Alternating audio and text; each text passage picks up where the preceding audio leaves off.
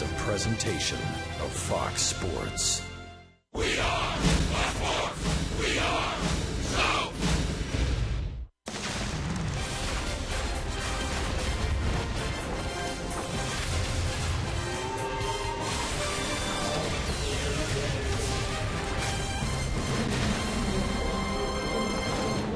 It's another beautiful baseball day in St. Louis, Missouri, as the Braves try to wrap up their long road trip with a final victory against the St. Louis Cardinals. All year long, Braves baseball is brought to you by Academy Sports and Outdoors, the right stuff, the low price every day. So far this season, the Cardinals have ruled the roost. They've won 4 of the first 5 games head-to-head with Atlanta, and the Braves will try to salvage the series finale before another big crowd here at Busch Stadium.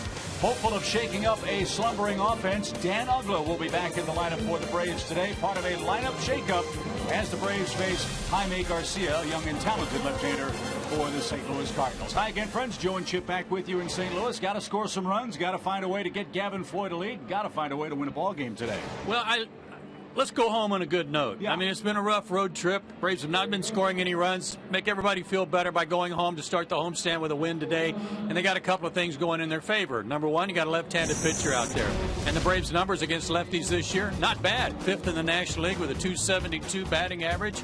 And they're 4-2 in games started by a lefty. There are a couple of guys there you see that are really tearing it up. Chris Johnson has the best average in baseball, 11 for 21 against lefties. So let's hope that that is the case today. Andrelton Simmons, by the way, is moving up to the 5 spot in the batting order. He had a 3-hit day yesterday, so why not shake up things and move him up in the lineup? We'll see if that works for Gavin Floyd, who, as you know, loves run support, although Joey hasn't gotten much of that this year. Well, he's not alone in that category among the Braves starting pitchers, but Gavin's been very good in his 2 starts since coming back from his Tommy John surgery. He's been throwing strikes. He's been striking out hitters. Good slider there to Matt Holliday in his start against the Cardinals at Turner Field. There are his overall numbers. He's given up a hit per inning, but he's pitched around most of that, and he struck out a guy per inning. So Gavin Floyd is pitching well, maybe even surprisingly well, given that he's just back from his Tommy John surgery. Shoulder surgery is what sidelined Jaime Garcia. He had that surgery 1 year and 1 day ago. We'll see what the Braves can do to him as we finish up the series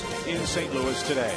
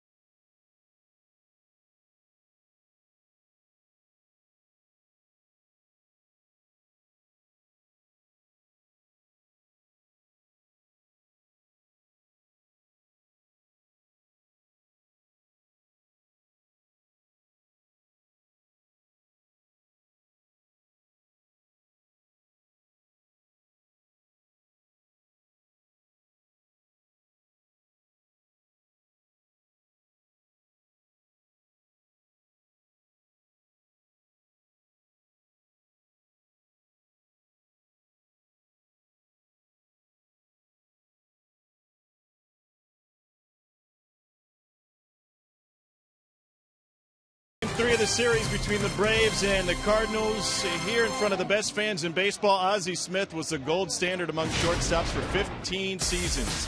The Hall of Famer won 13 consecutive Gold Gloves and turned in highlights, it seemed, each and every night.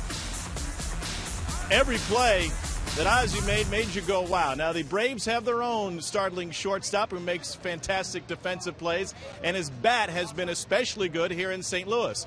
Consequently, the Cardinals fans are drawing comparisons between the two. He's a focus of our Georgia lottery, hitting the jackpot. Last 11 games against the Cardinals, Anderson's hitting .390.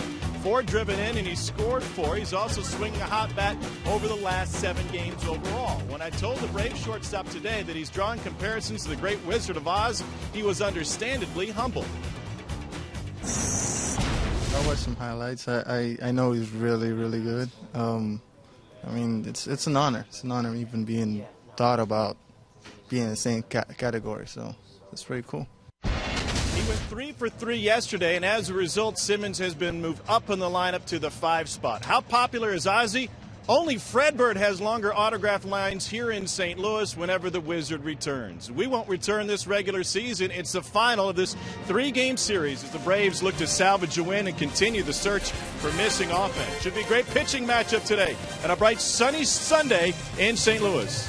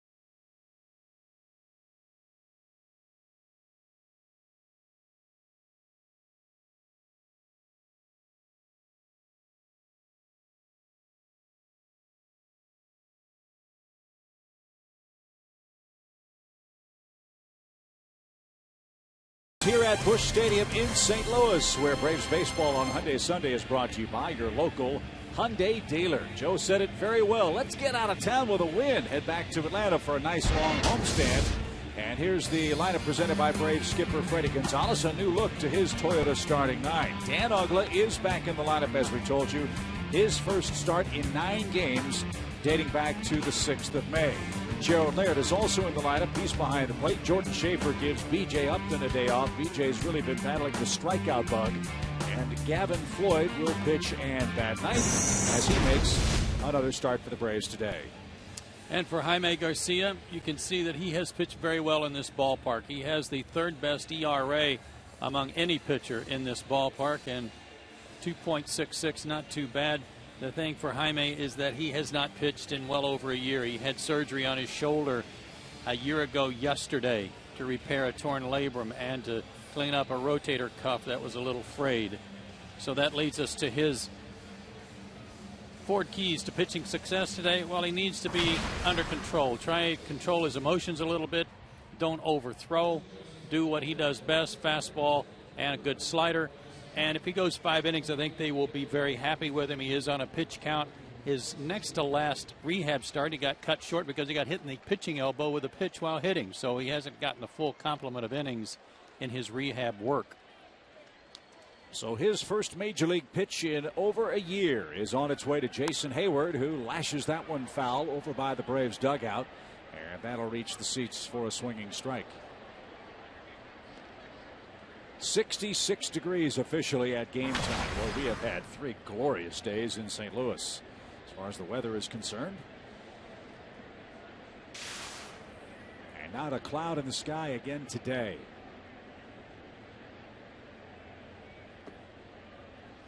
And a little low to Jason. 1 ball, 1 strike. Modest 3-game hit streak for Hayward. 4 hits and 12 tries during that stretch. And he looks low from Garcia. We showed you some good numbers for the Braves as a team, hitting .272 against lefties. Jason not participating in that aspect of it. Adams at first. He'll win the race to the bag, and Garcia gets his first man. 1 down. But he hit that ball sharply. Jason just 5 for 35 against lefties. But again, this guy throws low 90s mostly, 87 to 91. Moves the ball around, but relies on a good slider, kind of a back foot slider to right-handers, and a changeup. 13-game winner 2 seasons back-to-back for the Cardinals. After that 13-win season a few years back, he's won a total of 12 major league games since. And really, Joe, it's kind of rare to hear a pitcher these days have shoulder issues. With all the talk in baseball, it's been elbows and Tommy John. Yeah, it's different, isn't it?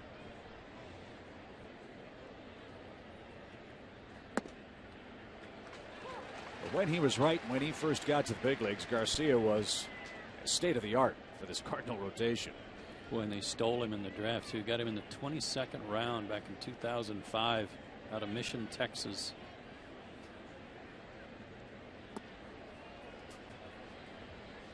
Born in Mexico. 27 years old now, 6'2", 215. He's ahead of Justin Upton, the Braves' number 2 hitter, batting .273. And that's golfed foul and into the first row of seats and back onto the field of play.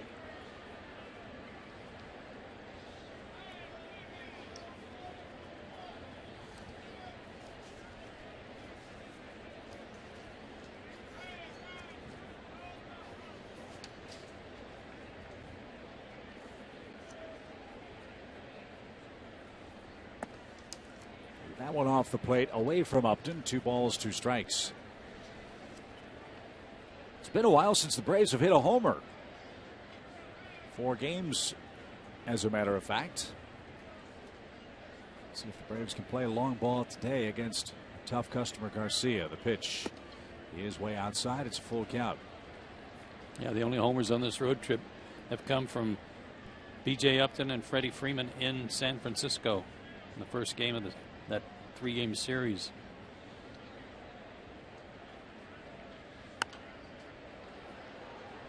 That's in the air, foul and out of play.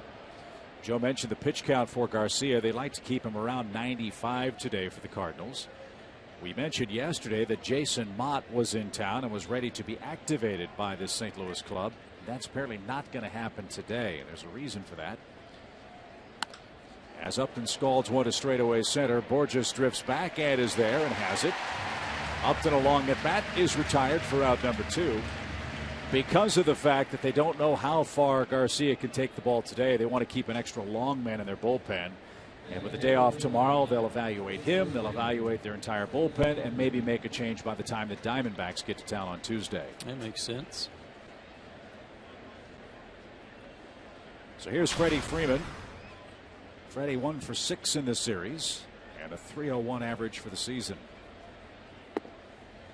And he's hitting .289 against left-handed pitching with a couple of his homers off lefties.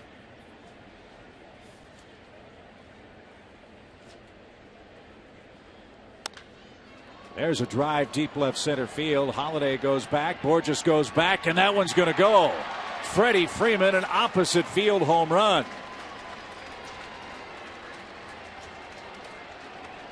Boy, that was into the wind, straight into the wind in left center. So we asked for some homers. The Braves get one from Freeman, his 8th of the season. And the Braves have scored first in the first. He's now 3 for 6 with 2 homers off of Garcia. Fastball down the middle. Nice hands inside the ball approach. Didn't try to pull it. And I was watching Matt Holliday on that. And he was watching the flight of it immediately. He knew it was gone. Tail of the tape, 412 feet. For Freddie Freeman the other way, and the Braves have struck first. Here's Chris Johnson. We talked about Chris yesterday and again today. He has the highest batting average of any major league player against left-handed pitching. So that's a nice combo back to back. Freeman and Johnson on the lineup card today.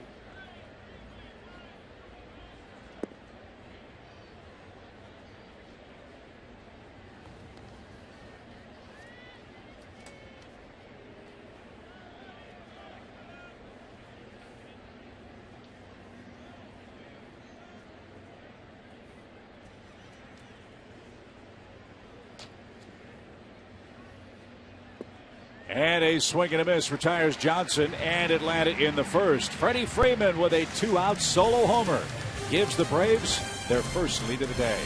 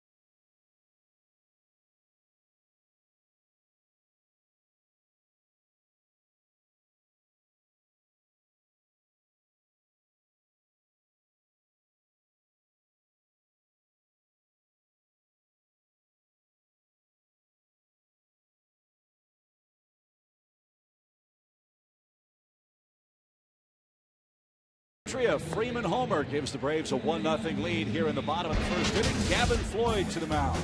He'll try to prevent a Cardinals sweep. Mike Matheny's their skipper. And boy, they bunted the Braves to death yesterday. St. Louis with 4 bunt singles in the game yesterday, 2 of them by Colton Wong, who's been a nice addition to this Cardinal lineup. He's got 4 hits and 3 runs so far in the series. And they will go against Gavin Floyd, who makes his 3rd start for the Braves. 3 career starts against the Cardinals with good numbers. 31 years old, 6'4", 235, out of Baltimore. Went to the same high school as Mark Teixeira, only a couple of years behind him. His pitching keys to success brought to you by Ford. More of the same. He's been pitching great. Don't change anything. He's been attacking the hitters, using all of his pitches. And they do need a stopper today to try to salvage a win on this series and make it a 2-4 road trip going home. If there's anything that's been surprising about Gavin Floyd for me, it's been that control that you talked about. So many guys who come back from Tommy John surgery complain of the Tommy John breaking ball that feels good and looks good coming out of the hand and just spins. We've not seen much of that at all from Gavin Floyd. Not at all. And a pinpoint pitch evens the count to Matt Carpenter, the Cardinals' third baseman and leadoff man. No, his command's been excellent. Both sides of the plate, lefties and righties. Right-hander's only hitting 182 against him.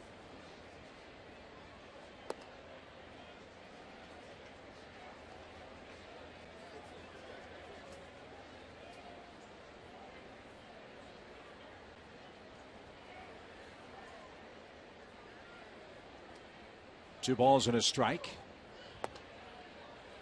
And he's missed in the same spot in back-to-back pitches.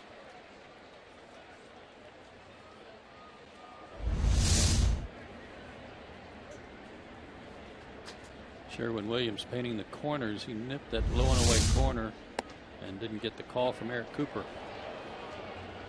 But maybe a makeup there.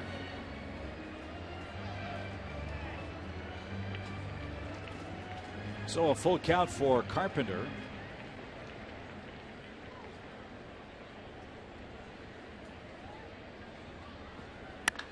And sharply hitting that handcuff Freeman at first.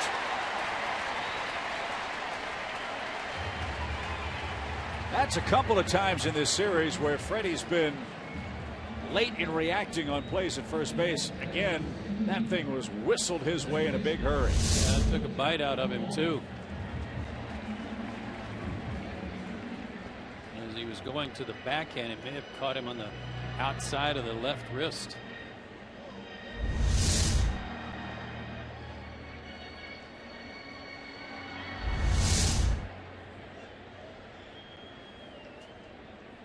Kind of looking at that spot. If that hit him square, that hurt because that ball was a rocket. So runner at first for Colton Wong, the Cardinals' second baseman. And Floyd missed outside. 1 ball, no strikes. Carpenter had his streak snapped yesterday of 1 hit and 1 run in 7 straight games against the Braves, but he did score a run. He didn't get a hit, got hit by a pitch, and eventually scored 1.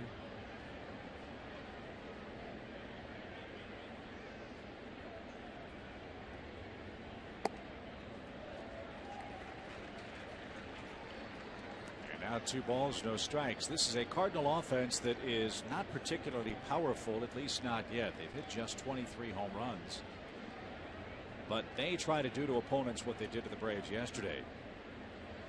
Bunch up their hits, play small ball. They can hit and run. And they put the leadoff man on an awful lot.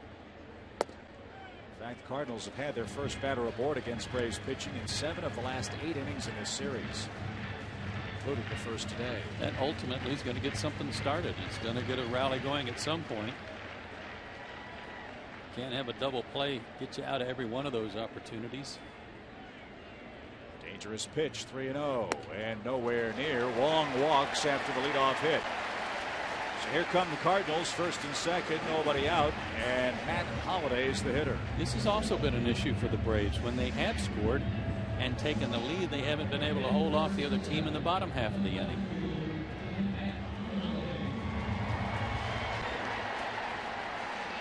Braves scored first in that last game in San Francisco in each of the first 2 games in this series, and have lost all 3 of those games after going 14-0 to begin this series, to begin the season when they scored first. So now Floyd has to tangle with Matt Holliday, a man he saw a lot from his days in the American League. Matt 4 for 14 against him with a homer.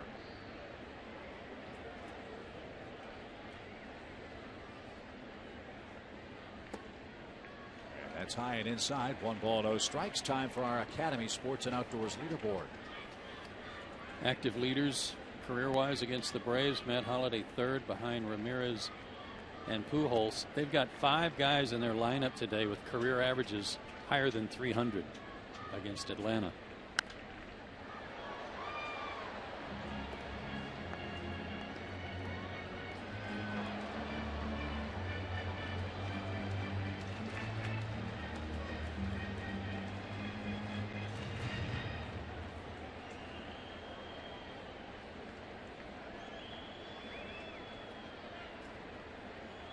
Holiday's closing in on 1,000 big league RBIs. And down and in, 2 balls and a strike.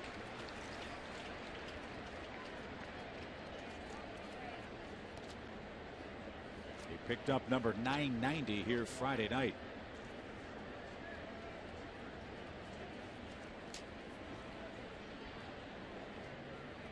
Two balls and a strike.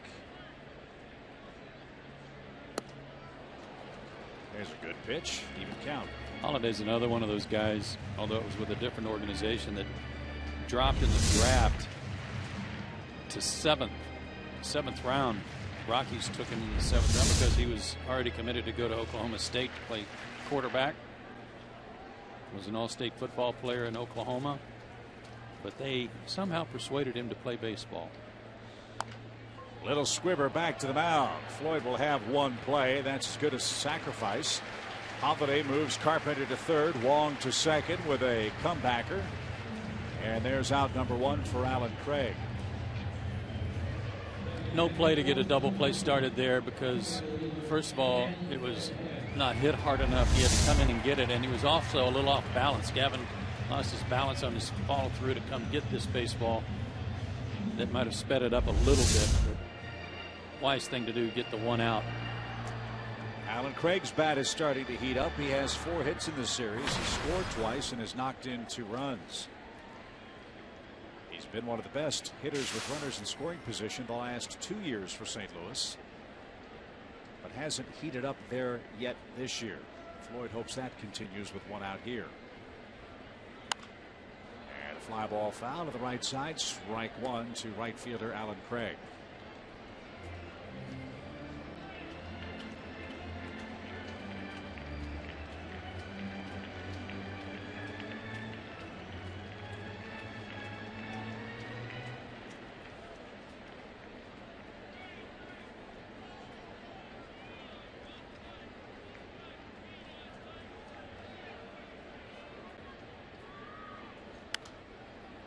Late again.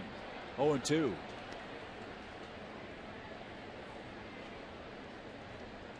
This guy's a little bit like Evan Gattis in that he can lull you to sleep, make you think he's late, try to run one in on him, especially if it's down and in, and he'll turn on the ball.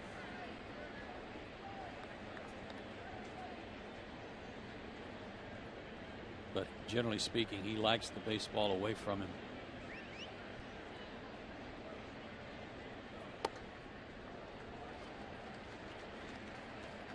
Good idea there by Gerald and Gavin to see if you'd chase something even a little farther out. Laird might have a pretty good idea of how to pitch these Cardinals. He played here in 2011. Got a championship ring with that Cardinal club. Now we'll try to get Floyd to retire Craig here with a 1-2 count. And he did. Swing and a miss at a breaking ball. We've seen the Cardinals do that a couple of times the last couple of games. And there's a big second out for Gavin Floyd. Big hook. Nice stop by Gerald. And as you said, chip a big out.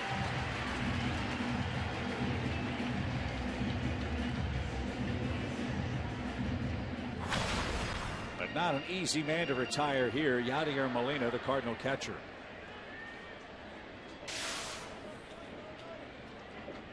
He's knocked in 2 runs in the series. And he'll go after the first pitch. And he did. Fly ball well hit to right. Hayward is back, and he's going to have room. What a job by Gavin Floyd. 2 on, nobody out, and the Cardinals can't break through. We head to the second with the Braves in front.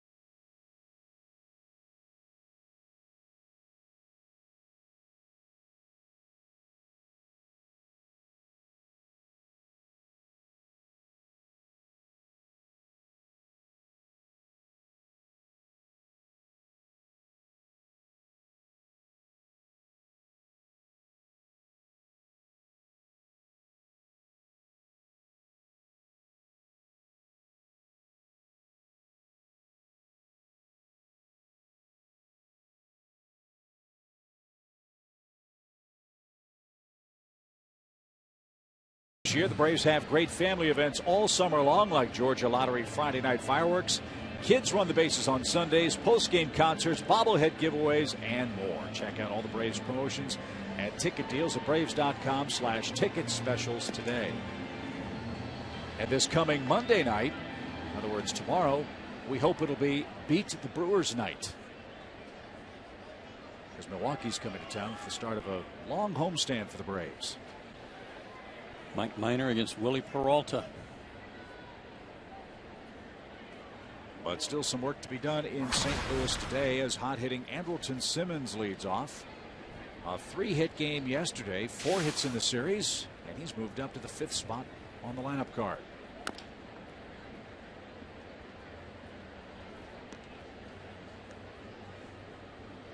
I don't think Andrelton would change anything, change his approach, change what he tries to do. But sometimes you move into one of those so-called power spots and you think you've got to hit homers or be the guy, and you don't want him to do that. Not the way he's swinging right now, which is great. Almost hit a homer here yesterday, just missed. Bouncing ball toward third. Carpenter's got it even with the bag. He's got kind of a Ryan Zimmerman-ish throwing motion at third base, doesn't he? He does. A little bit over the top. Got a little hump on every throw that he throws over there. A little arc.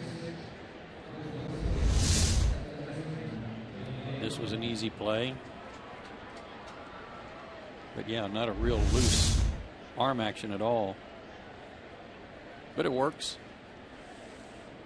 So here's Dan Uggla, his first start in 9 games for the Braves. He had 1 at bat in San Francisco. It was about the first at bat he had in a week, and swung at the first pitch and popped it up. So he hasn't seen a lot of pitches at all. And a roller foul, 1 ball, 1 strike. Dan's getting the start today because, one, Freddie Gonzalez wants to get him in the lineup today, but also Tyler Pasternicki has a bit of a physical problem. We noticed that while he was running the bases late in the game yesterday. Yeah, it's actually not his knee, thankfully, the one that he had repaired. It's more up in the high calf area, up into the back of the knee, but mostly the calf. Said he felt just fine this morning. Woke up and he was fine today. Could have played and still available if Freddie needs him.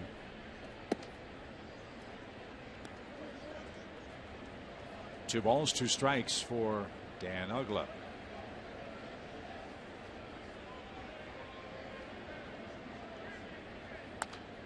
Good swing. Timing might be an issue here for an at bat. The more pitches he sees, the better.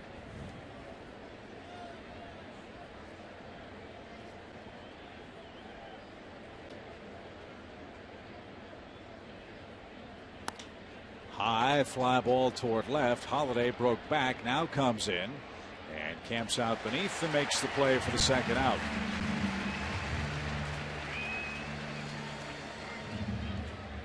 Uggla flies to shallow left, and that'll bring up Gerald Laird, the Braves catcher, making his 11th start today.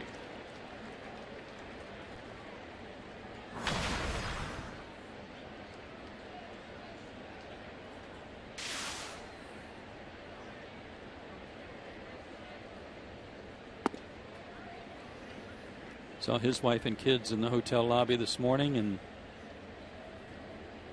they'll be heading home because they've still got a couple of weeks of school, but then come back to Atlanta after school's out. To short.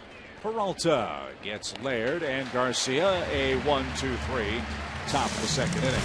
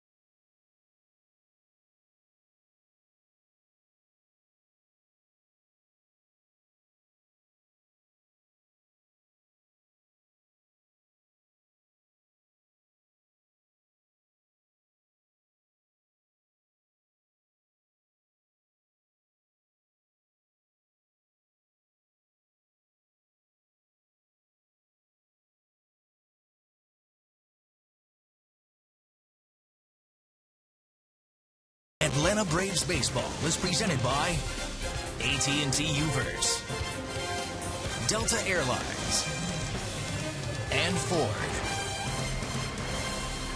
Freddie Freeman has hit a homer for the Braves today. They lead 1-0 over the Cardinals here in the home second inning. Pop sensation Austin Mahone's part of the Braves Summer Concert Series. That's presented by Coca-Cola and Delta Airlines.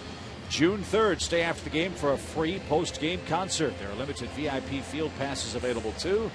Get them online at braves.com/concerts. I need to talk to Tom about that. He told us about his Austin's Mahoney's. I need to find out how you can become a Mahoney. A Mahoney? Uh-huh. Well, it's Mahomey, as in it we're is Mahomey. homies. Okay, yeah, and that sounds better.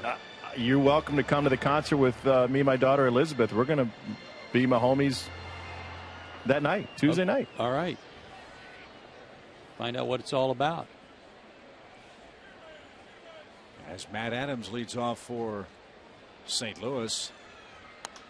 And he drives one the other way, but that's going to slice into the crowd. Foul, strike one. I thought for a minute you guys were saying Maconies is what you guys were trying to be. Well, you know we're big fans of Mac. Right. Especially now. Yes. He's grilling the burgers on the tarmac as we speak here in St. Louis as Adams takes high and away. Even count.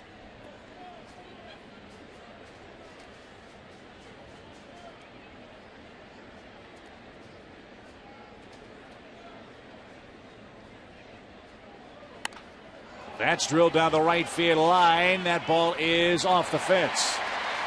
And it's a long single for Matt Adams. And again, St. Louis has a leadoff man on. Boy, that was quick inside the turn he made on that pitch. After going the other way, ran one in on him right about belt high, and he got the barrel on it. That was quick. Mount Adams. Here's Johnny Peralta. 8 homers, 17 RBIs for the Redbird shortstop. And he pops one up foul for a strike.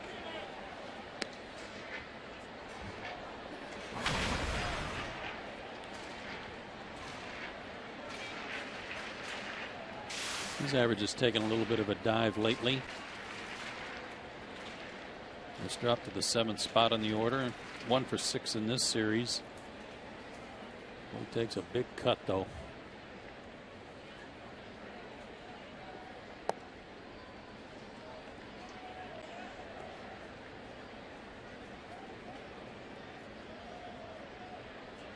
One ball, one strike.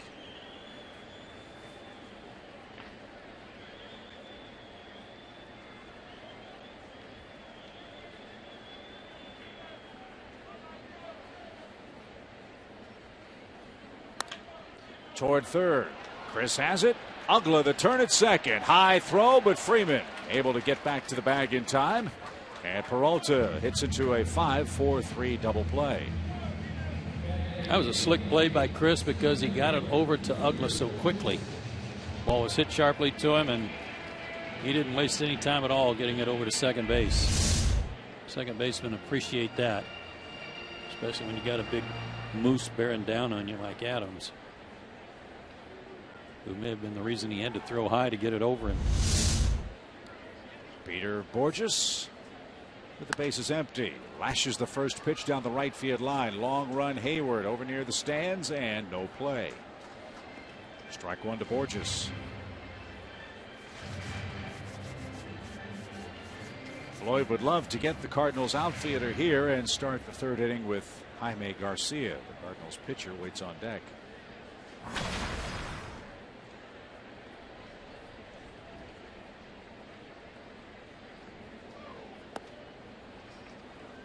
Mentioned that Gavin Floyd went to the same high school as Mark Teixeira.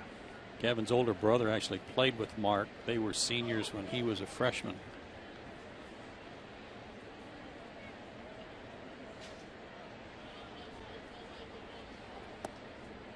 Oh, good pitch. How could he not swing at that?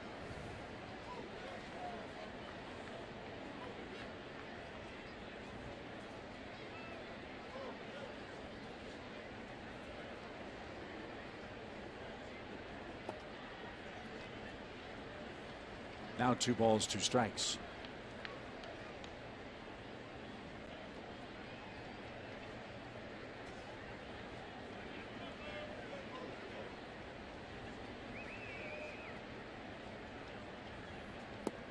And that one pops away from Laird. Borges can fly. Laird's throw to first is going to be late. So Floyd got the strikeout, but the ball eluded Gerald Laird, and the Cardinals inning stays alive.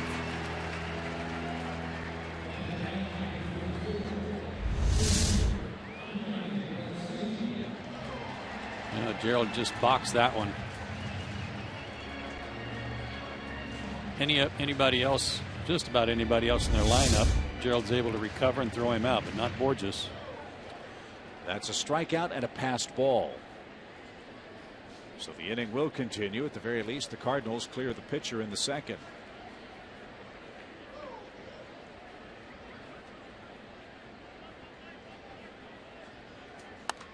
And a hard hit ball through the left side for a hit by Garcia.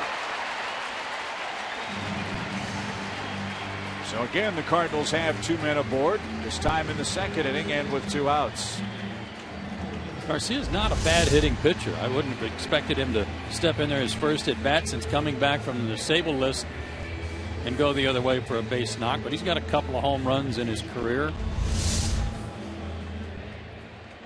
A 146 career average. It just went up.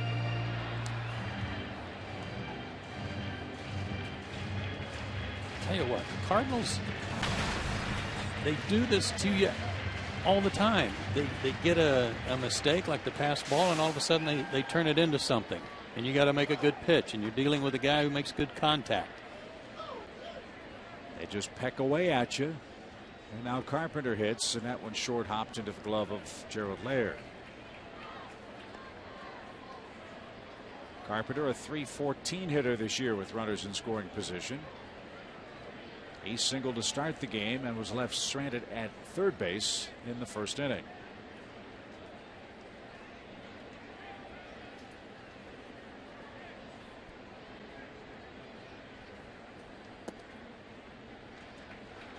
From a pure baseball standpoint, what I just said, you really admire how they're able to turn nothing into something. But as an opponent, it wears you out, drives you crazy.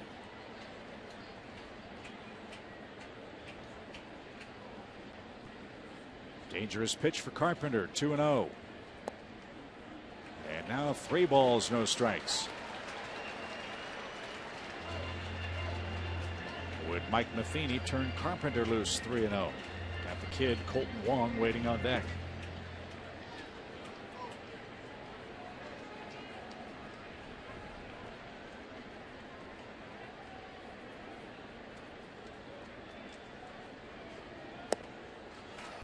Outside. Freddie Gonzalez was talking about this the other day, Chip, about how it seems like every mistake that the Braves make, it turns into 10 or 12 extra pitchers for the starting pitcher. It happened to Julio Teheran most recently in San Francisco, but here's a case where the strikeout should have ended the inning to Borges. It didn't. Base hit, 4-pitch walk. Now the bases are loaded. And it's more than just the pitches. Now these become high-stress pitches for Floyd, who has gotten an average of 1 run per game while he's pitched for the Braves. He's gotten that 1 run on the Freeman homer, and now he's got the bases loaded with a fast runner in the batter's box.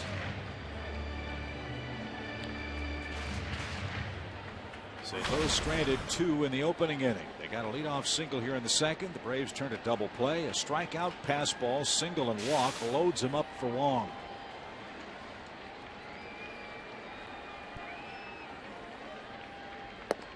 No place to put him. Ball 1. I'm 99% sure he's going to be hacking away here to try to drive in 2 runs and not 1 with a bunt. But because he can bunt, Chris Johnson has to play even with the bag at third base. That shortens up his range. Freddie Freeman is still deep at first.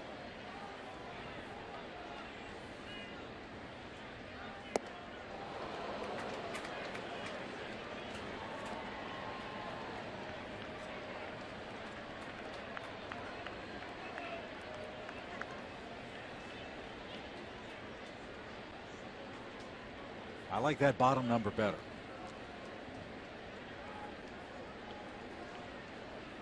One ball, one strike. Downstairs, it's 2-1 to Kolten Wong.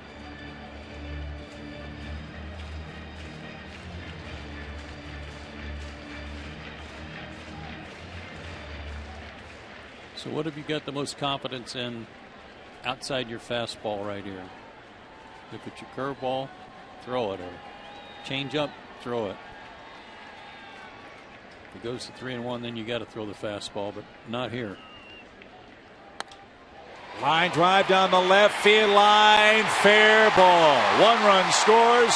Streaking around is Garcia. He will score. Carpenter's coming home. He'll score standing up. And Kolten Wong doubles home 3. And the Cardinals made an awful lot out of nothing. They take a 3-1 lead.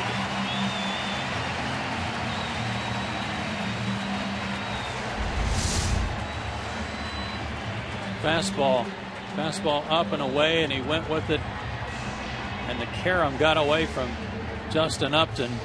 I'm not sure it would have made any difference because with 2 outs, Carpenter was off with the crack of the bat from first base. But that cleaned the bases. And it all started on that missed 3rd strike. So the Cardinals lead 3-1 now in the 2nd for Matt Holliday. And underscores a point that everybody would agree with. If you're not scoring a lot of runs, you better play airtight defense. And a passed ball has loomed huge in today's game.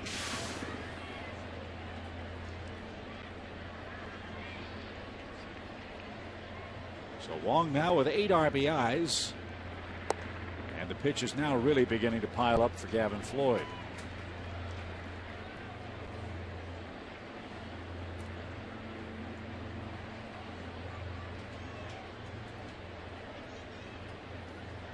I believe that was the 11th pitch since the strikeout. Got to be number 12. So Holliday behind, 1 ball, 2 strikes.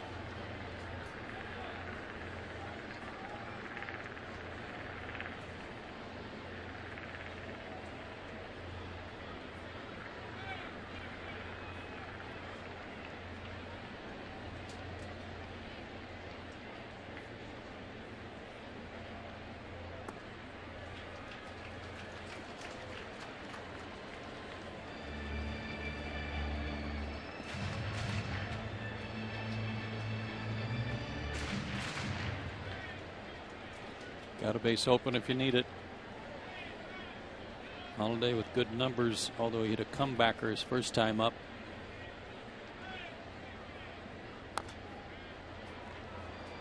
That's fouled off his foot. Count still 2-2.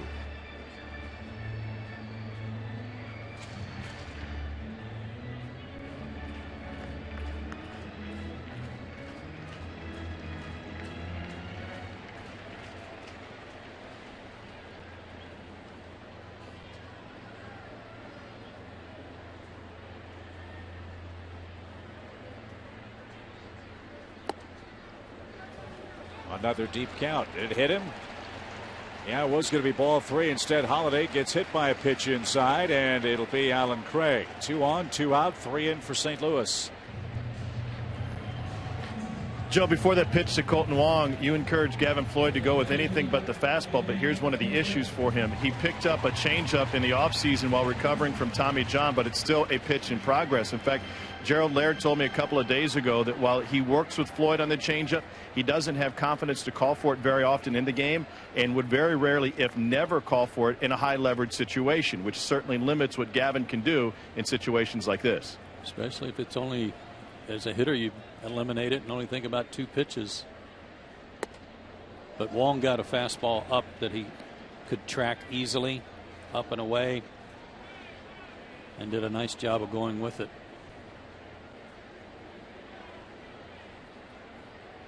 Alan Craig's the 8th man to hit in the inning.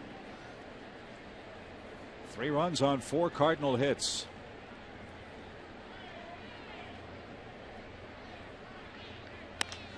And a fly to right. Jason's there, and he's got it. A pass ball led to a long inning for St. Louis. They score 3 times and take their first lead. We go to the third.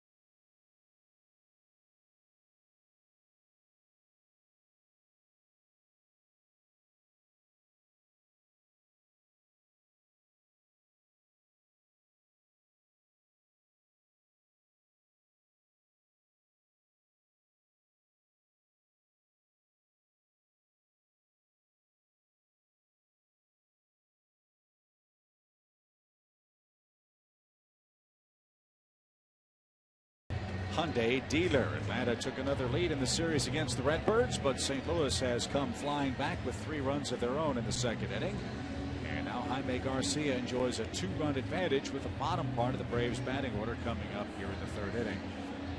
Jordan Schaefer, Gavin Floyd, and Jason Hayward, the first 3.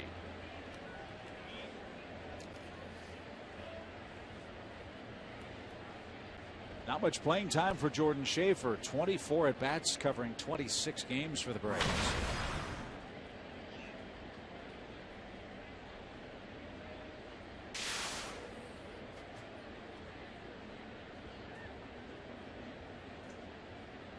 I think this emphasizes, Chip, just how bad B.J. Upton's going.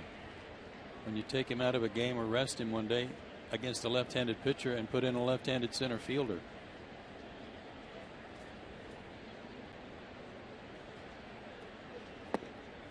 It's no secret that Upton is striking out at an alarming rate. For the season, roughly 40% of his at-bats, but of late, Joe, it's even higher than that. Yeah, 11 of his last 15 at-bats.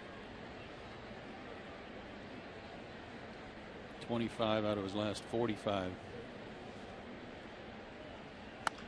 So Schaefer gets a start. He's a fast runner. Peralta unloads quickly and got him for out number 1. Garcia set down 5 straight. And he'll face Gavin Floyd. Mentioned it last night. The Braves are one of 4 teams in the National League so far with more strikeouts than hits. And the only team in the National League that has suffered that fate, but still with a winning record. Unfortunately, the Padres scored 8 runs yesterday, so they climbed ahead of the Braves in the run score department and move Atlanta to dead last in the National League.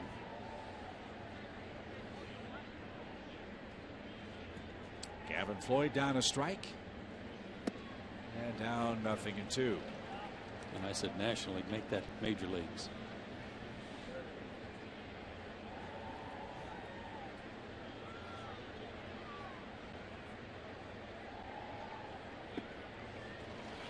Floyd is retired on 3 pitches. That's the second strikeout for Garcia.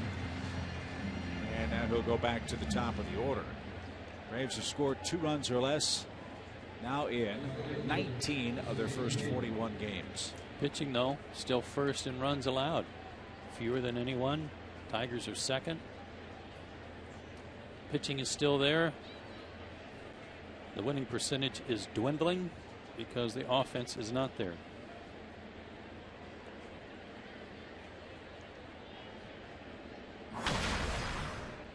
Hayward hit the ball hard, but right to Matt Adams at first base. That was the first out of the ball game.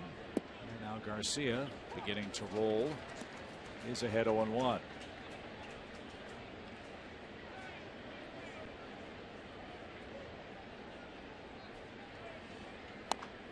A cue shot toward third. Carpenter had him played perfectly, and a stretch at first in plenty of time. 7 up, 7 down for the Atlanta offense. Braves trail 3-1.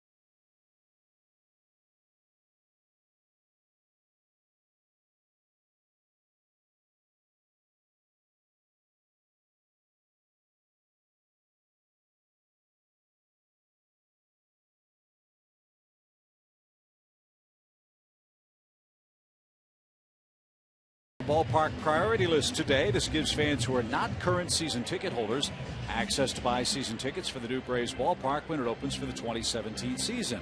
Joining the priority list requires a $100 refundable deposit. For more information, visit braves.com/new ballpark and sign up today.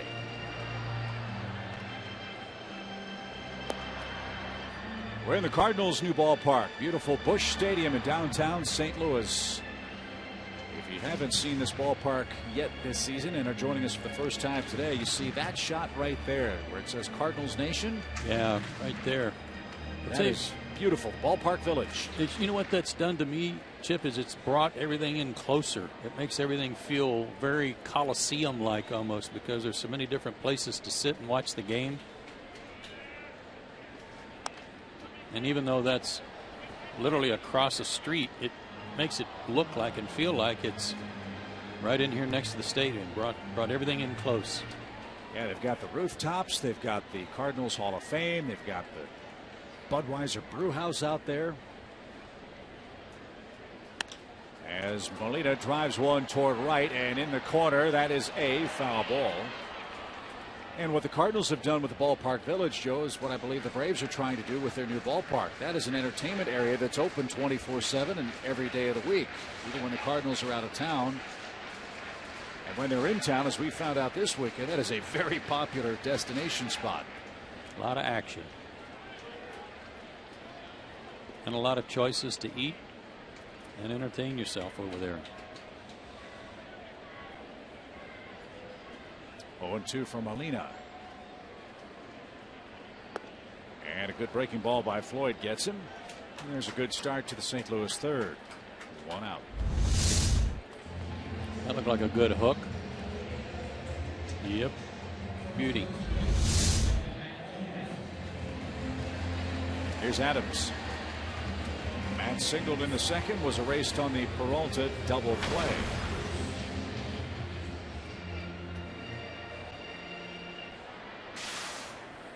Yeah, that last inning seemed to be going pretty well. Double play, strikeout. But the inning wasn't over. Pass ball. Well, we've seen innings kept alive creatively, but that was a A real disappointment. You know, Laird feels bad about that. And Adams didn't like that call. It's a strike. And after the pass ball, we understand 17 extra high-stress pitches for Gavin Floyd that inning. That's a whole inning's worth. Yeah, he's about to make his 54th here. Into the seats, out of play. 1 ball, 2 strikes. Keep an eye on the scoreboard for you today. The Braves start play 1/2 game ahead of Washington and Miami in the East. The Nationals are hosting the Mets and beating them at home 5-1 today. The Marlins are in San Francisco again, where they have played great ball against the Giants. There's a bullet down the right field line, foul. In fact, the Marlins have won 12 of their last 14 games against San Francisco on the road, if you can believe that. Gosh, figure that out. Tom Kohler threw the shutout combined with Steve Cishek last night.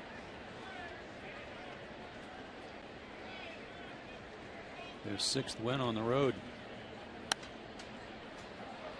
Out of play, foul by Adams. It's still 1-2. The Braves do play him as a pull hitter on the infield. Anderson Simmons a few steps to the third base side of the second base bag. Chris Johnson well off the line at third. Uggla's playing in shallow right on the grass.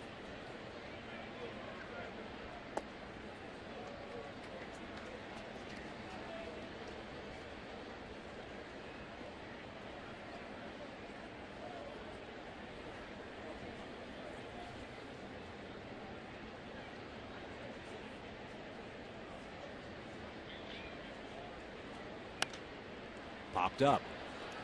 Chris, a long run. He's not going to get to that one. We'll do it again.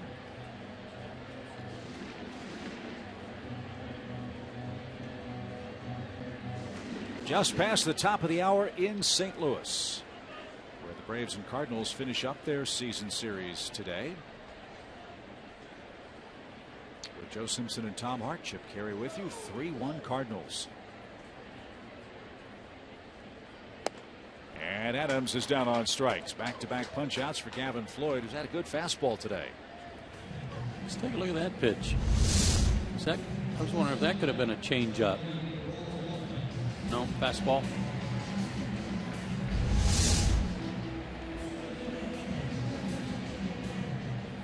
So 2 quick outs in back-to-back innings for Floyd. Let's see if he can finish the deal with Peralta. He got him to hit to a double play.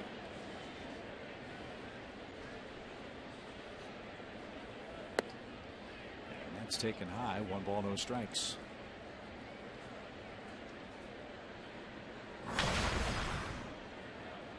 Cardinals have won 4 straight games. They've pulled to within 4 games of Milwaukee. The Brewers are losing again down at Wrigley Field, and after this game St. Louis will be huge Braves fans because we've got 4 with Brewers down in Atlanta.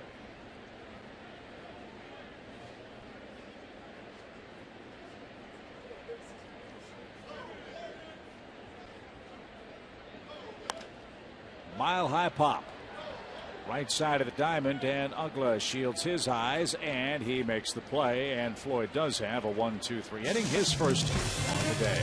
3-1 St. Louis. We go to the 4th.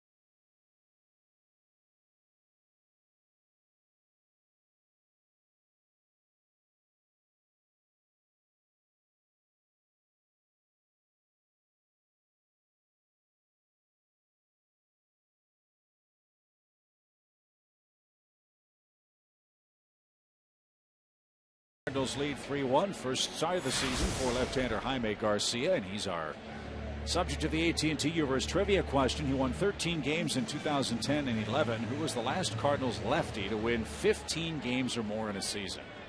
We got to get this one. Donovan Osborne. Oh, that's a very good guess. John Tudor. Donovan was after him, but it could have been Tudor before that. Ken Daly. Former Brave. Is Ricky Horton left-handed? Wasn't he? I think so. I know he gets a lot of left-handed compliments.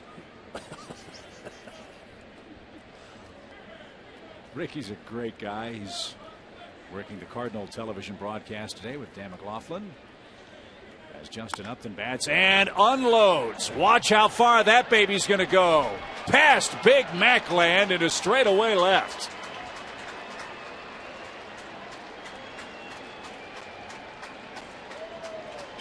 That got out of here in a big hurry. A solo home run, and the Braves are down a run now. Up to their old tricks. Not manufacturing any runs, not putting any hits together, so go to the long ball. And I mean long.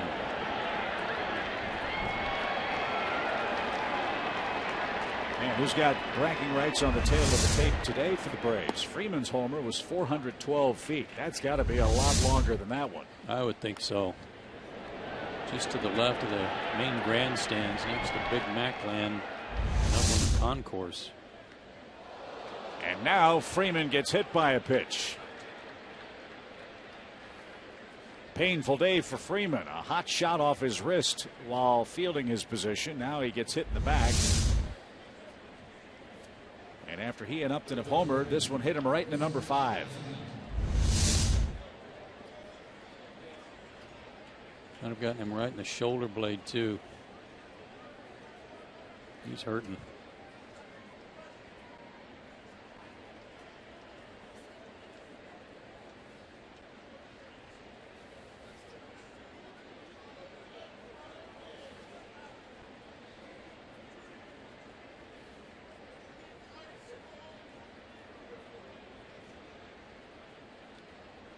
So the tying run aboard for the Braves with nobody out. Here's Chris Johnson. And a hot shot to second. Oh, nifty pick by Wong. And the double play clears the bases. Wow, 360 spin by Colton Wong, and then a little hesitation as he made the peg to Peralta at second base. Well, I was watching Freddie too, because it was hit so hard. This is normally one you don't even get close to taking a guy, try to take the guy out and break up the double play. But Freddie Freeman went all the way in, made the slide, tried to distract Peralta as best he could, even though he had no chance of getting there in time to really break it up.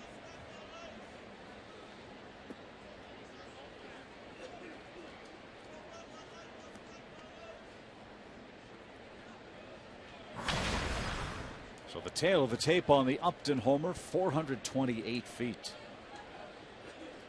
And that makes it a one-run game for Andrelton Simmons, who bounced out to third in the Atlanta second.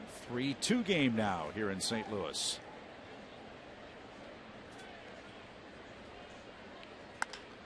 Fly ball center field. Borges gives ground, and shy of the track is there. And that retires the side. Justin Upton, a tape measure homer, leads off the Atlanta fourth. That cuts the Cardinal lead to 3-2.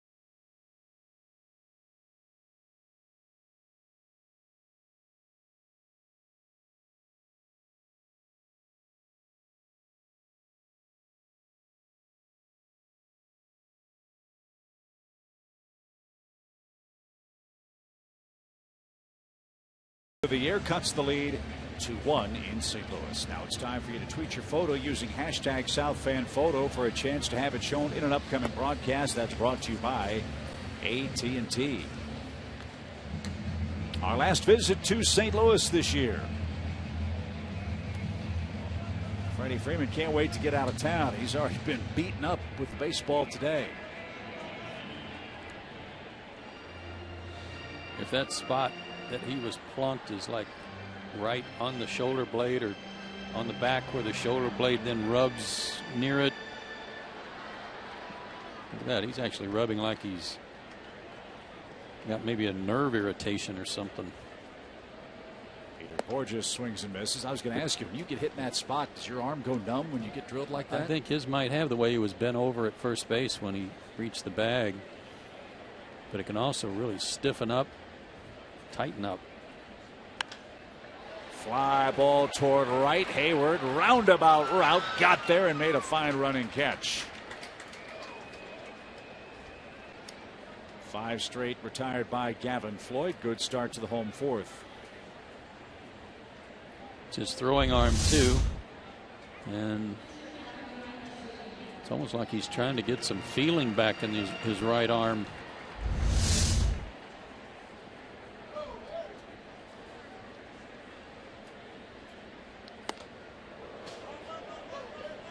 Freddie's played in every inning of every game for the Braves this year. And you know he doesn't want to come out in this one-run affair today. Here's Garcia, took one upstairs. 1 ball, no strikes.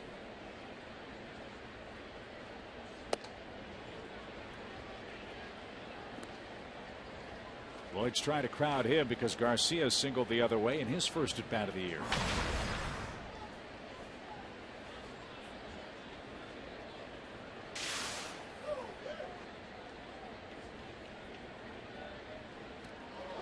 And now Floyd hits Garcia with a pitch. Hey, hang with him. And now a warning's going to be issued by Eric Cooper.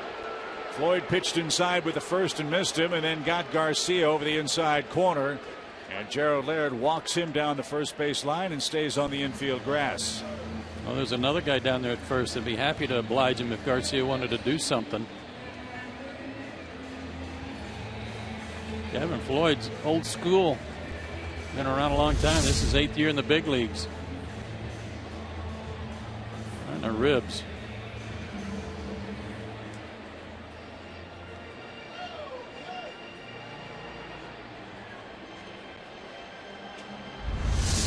Old school stuff right there. Hopefully takes care of it, and should have taken care of it without a warning from Eric Cooper. So after Freeman homered in the first, he got hit by a pitch in the fourth. Garcia plunked here for St. Louis. Warnings issued to both benches.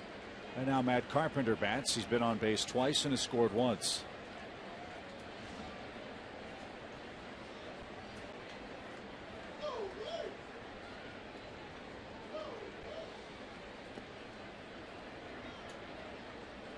Ball 1. The Mets are trying to come back on the Nationals. That's now 5-3 Washington, bottom of the 6th inning. Washington put Gio Gonzalez on the disabled list today. Tender shoulder. He had an MRI today that showed it was merely inflammation. He'll just need 2 weeks of rest.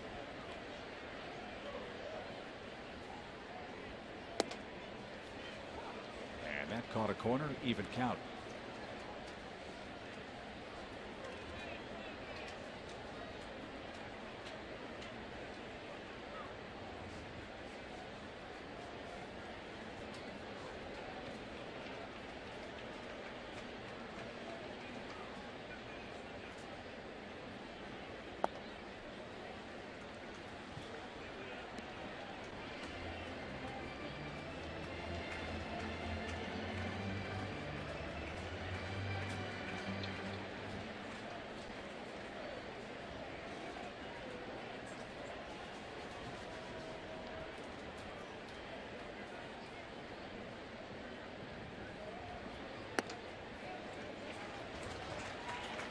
Three balls and a strike.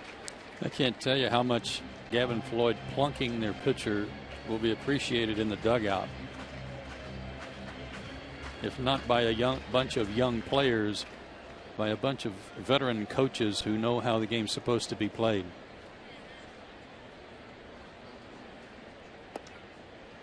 And that missed inside. A hit batsman and a base on balls now. Floyd had come in with only 2 walks in his first 13 innings. He's walked 3 men so far today.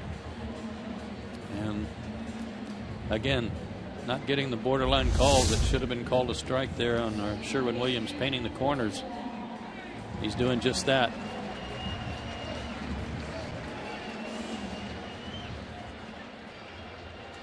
Colton Wong has the big hit of the day for the Cardinals. A bases clearing double in the second.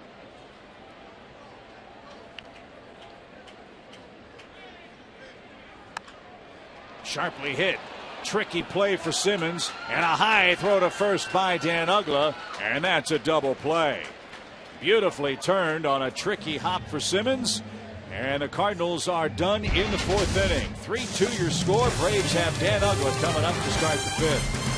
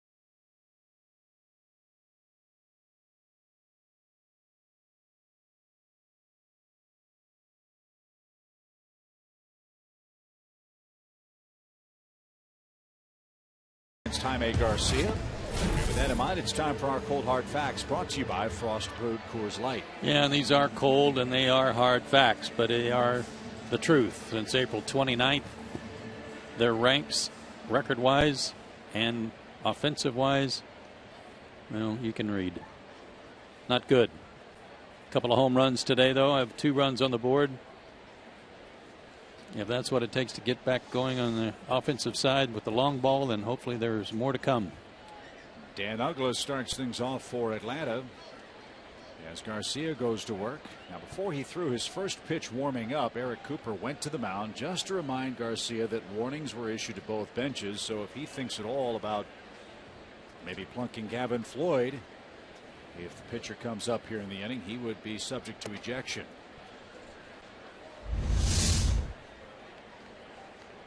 Just making it very clear. There's no misunderstanding there. Now, you mentioned how much the veterans on the club, the veteran coaching staff, would appreciate the work of Gavin Floyd. Is that the kind of play that's going to spark a ball club, spark an offense? Because let's face it, when you don't score, you look kind of listless. As a fly ball is lifted to left, and Holiday trucks over and reaches up to make the play for out number 1. Dan hit that ball on the nose. Good swing. I know this, it gains a lot of respect for a guy who's just pitching his 3rd game in an Atlanta uniform, and hopefully it rubs off on some other people. But I'll be honest with you, there's so many young players in the Braves, on the Braves team. I don't know if they know that that's kind of what you're supposed to do. I don't know if anybody plays the game that way that much anymore.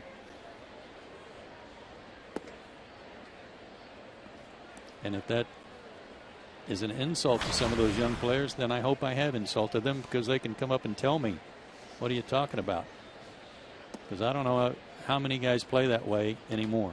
And Floyd's not trying to hurt Garcia, but he's basically. He could have. He could have hurt him. He made a good pitch. Made a perfect pitch. Hit him in the ribs.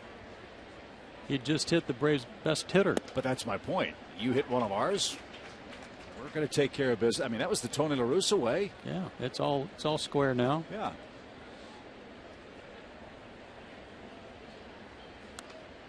And fouled back, 2 balls, 2 strikes. And I agree with you. The way the umpires are asked to manage that situation, they're being placed in an impossible role, that of being a mind reader. No one knows for sure what Garcia or Floyd intended to do. As Laird didn't get that pitch and is struck out, 2 away in the 5th inning. That's the 3rd strikeout for Jaime Garcia in his season debut. I'm not sure about Garcia, what his intentions were, but it followed a home run, and it was against a guy who had hit a home run already today. So that's up for speculation. I don't think there's any doubt what Gavin Floyd was doing.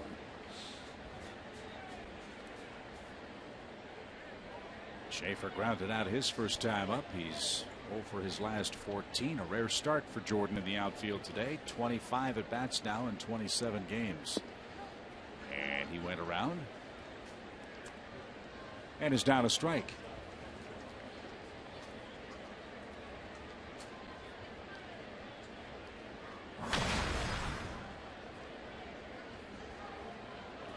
(3-2) St. Louis. 2 solo homers by the Braves. 3 runs in the Cardinals' second today. An inning that was kept alive on a passed ball.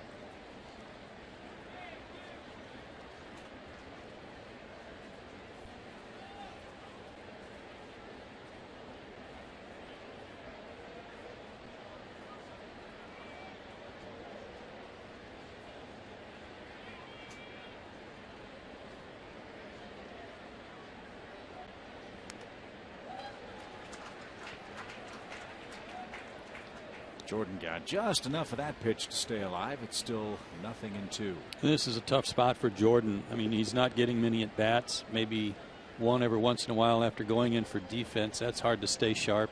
And then you get a start against a guy who's left-handed and a good pitcher, whether he hasn't pitched in a year or not. Jaime Garcia is a good pitcher. It was kind of tough to get your swing going when you're already 0 for your last 13 in spot duty.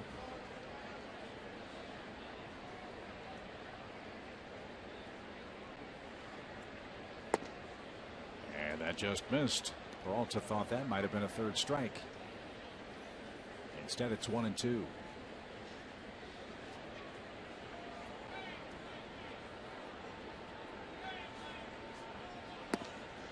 That one good enough, and Schaefer missed it. 4 strikeouts for Jaime Garcia. He's through 5 innings with a 1-run lead.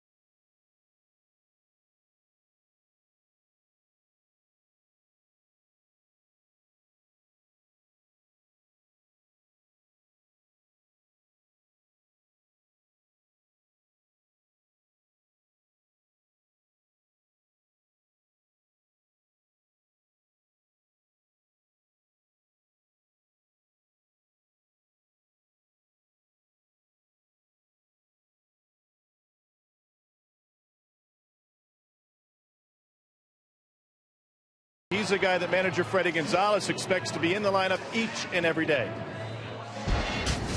It's a position that really isn't really taxing.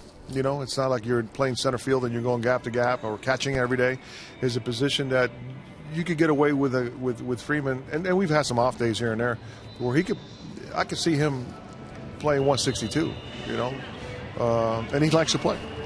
He's played every inning of every game this season, as Chip mentioned. Last day off for Freddie Freeman, September 23rd of last year, the day after the Braves clinched the division in Chicago. By the way, Prince Fielder had a good little stretch going, but that came to an end today. 547 consecutive games started at first base for Fielder. That was the longest active streak until it ended today.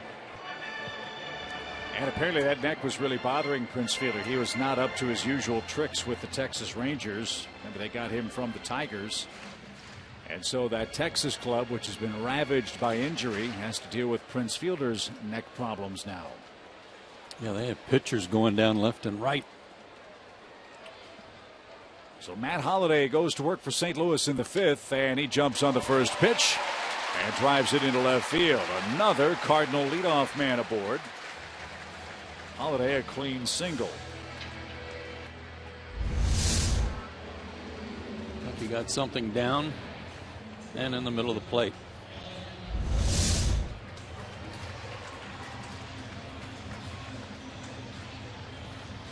So Gavin back to the stretch. Alan Craig, the batter, he has struck out and flied out. You know, you take those 17 extra pitches away, and Gavin's working a very manageable game, not to mention that he would have a 2-0 lead.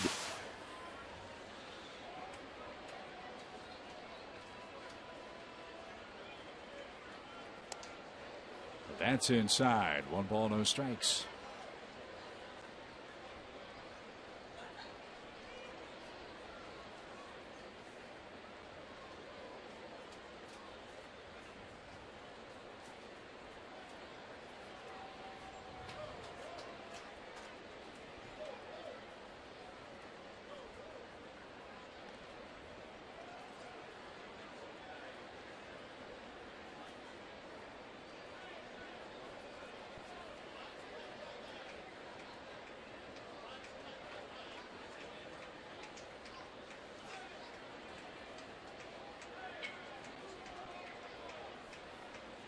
Runner goes, and Holliday will head back to first on a foul ball, back to the screen by Craig. How about that? Hit and run with the cleanup hitter. But because Craig can go to right field so well, that's not so far out of the realm of possibility with him. That's a hallmark of the Cardinal team. They put the ball in play.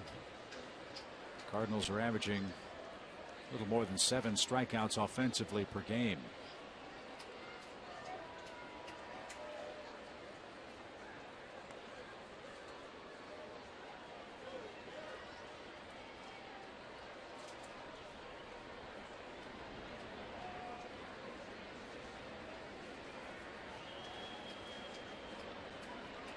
Braves have turned 2 double plays behind Gavin Floyd's day. A third would be nice.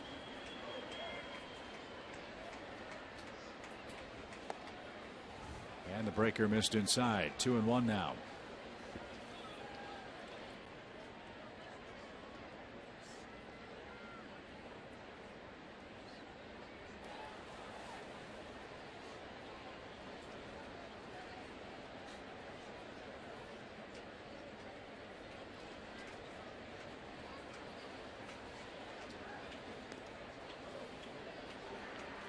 That last curveball did not look like such a bad pitch, at least from up here.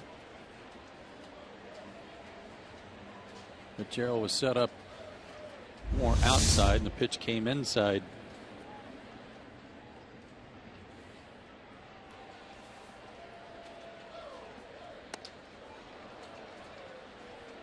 Sharp breaking ball missed by Craig. 2-2.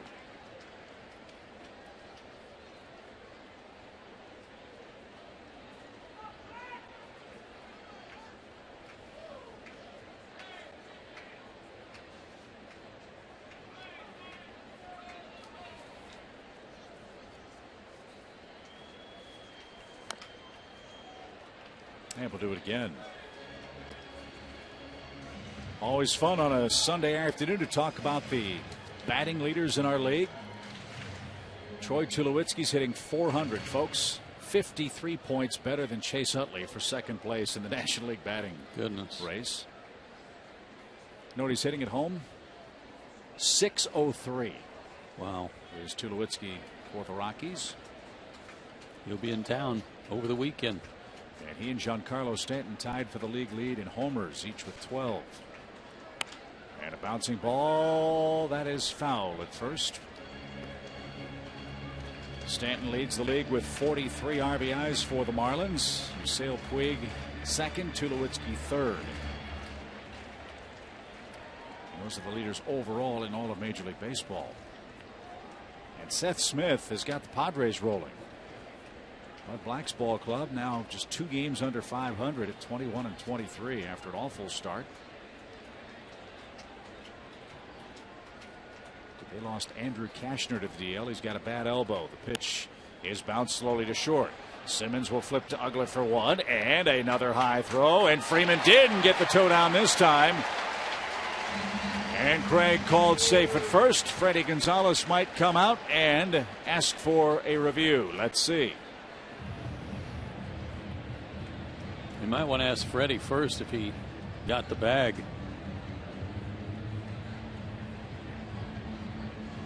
And I think he did.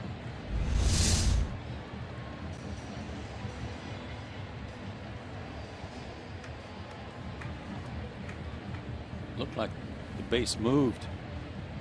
Better angle here.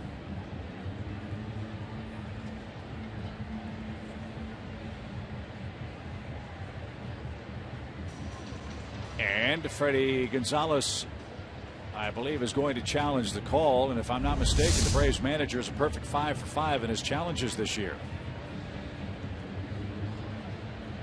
First base umpire was Chris Guccione, and he had a very good angle on it to see if the foot came down on the bag.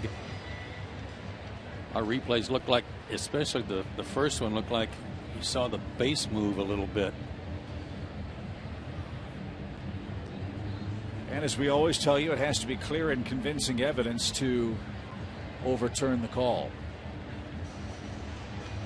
If the call is overturned, it would be the third double play turned in by the Braves defense. Right there, that's the one I thought looked like the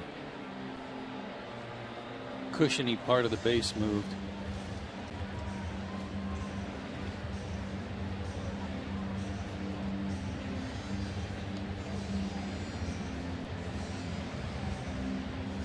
The ball clearly beats him. A third straight very high throw from Dan.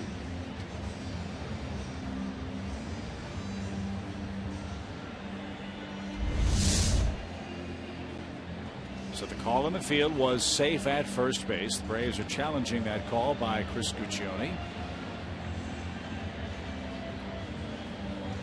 And we await the decision from umpire control in New York.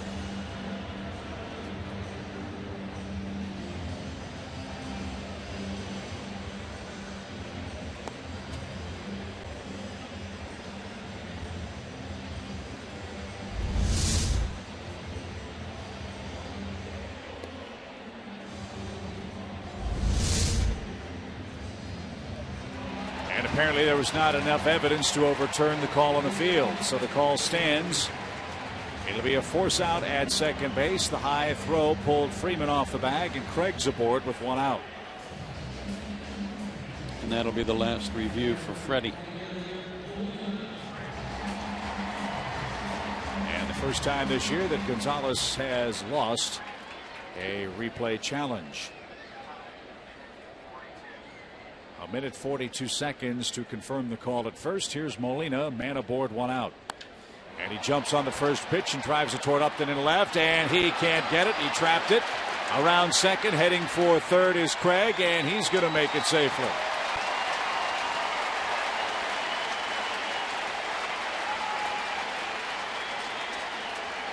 Get on the first pitch. Yadier Molina jumping on the first one he sees. This is a great effort by Justin, and he did trap it, meaning a one-hopper into his glove. tried to sell it, but the third base umpire, Ron Culpa, had a good look at it. Breaking ball, and Molina stayed on it. So Cardinal runners at the corners. Again, a little thing leads to big problems for Floyd. A high throw pulled Freeman off the bag, and instead of bases empty, St. Louis now first and third with one out, trying to extend a one-run lead.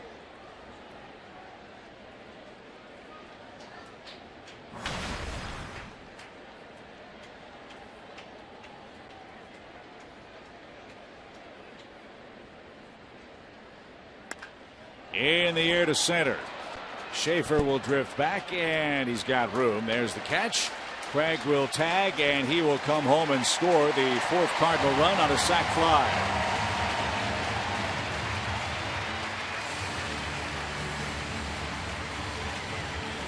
The Braves give the Cardinals a fourth out. They cash it in for their fourth run. Adams, his 13th RBI of the season. Molina's at first, 2 out. Here's Peralta.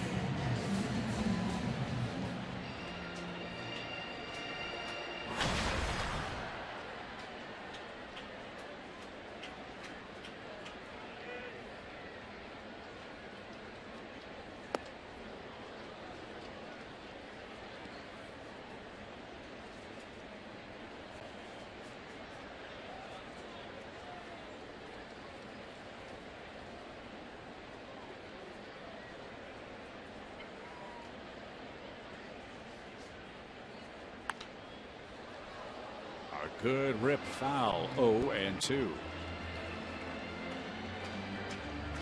Of all the Cardinals batters in the game, Peralta has seen Floyd the most. When Gavin pitched with the White Sox and Peralta played with the Cleveland Indians.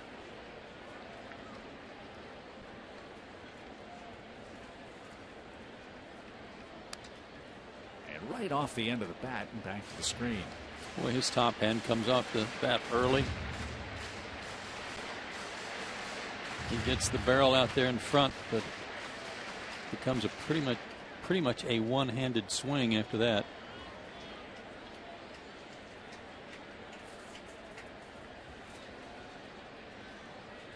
Runner goes Molina, and a ground ball toward third. The Braves will make the peg to first. And that's in time to retire the side. St. Louis picks up a fourth run, 2 hits, a high throw at first, and a sacrifice fly.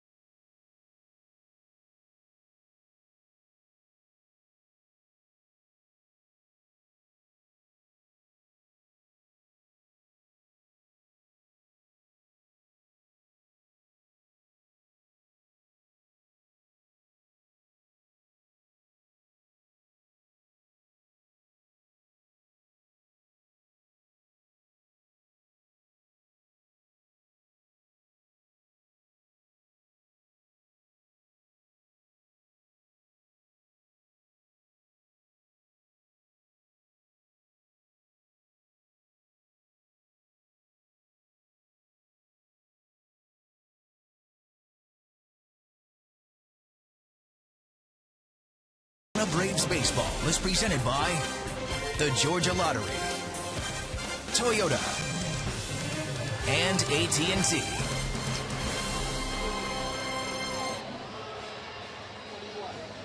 How about that pairing on KMOX radio so many years ago? My grandfather Harry Carey and the late great voice of the Cardinals, Jack Buck. I used to listen to him every night in the summertime on KNOR radio in Norman, Oklahoma. Well, not every night, but when you would go to the drive-in movie theater in Norman before it got dark and the movie would start, they had the radio of the St. Louis Cardinals game piped into the speaker, so you're listening to Jack and Harry just before the cartoon started on the movie theater screen. In those days, before, of course, there was much televised baseball, there certainly wasn't cable or satellite broadcasts. The Cardinals flagship station, KMOX, was the dominant radio station pretty much west of the Mississippi and beyond. The KMOX signal went north to the Canadian border, west to the Rockies, south to the Gulf of Mexico, and on into much of the southeast. And while Braves country has been so kind to think so fondly of my dad and Ernie Johnson and Pete Van Wieren, Cardinals fans think that way about Jack Buck here in St. Louis. Absolutely. And anyone who knew him. He was wonderful. Never forget, in the old ballpark, the night that Mark McGwire broke Roger Maris's record for homers in a single season. The Cubs were playing them that day, and Jack Buck was at the microphone, and I believe his home run call was very accurate, very fitting for the moment, but he said, "Pardon me while I stand and applaud." And as Jack Buck watched Mark McGwire circle the bases and the fireworks and the crowd went nuts, as Jason Aliner to left is surrounded by Holiday, and Hayward's aboard with his first hit of the day, a one-out single in the Atlanta sixth. Jack Buck had tears streaming down his face because of that great moment in baseball history, Cardinal history, and for what it meant to the game. That was a great thing to see just a few booths down in the old ballpark.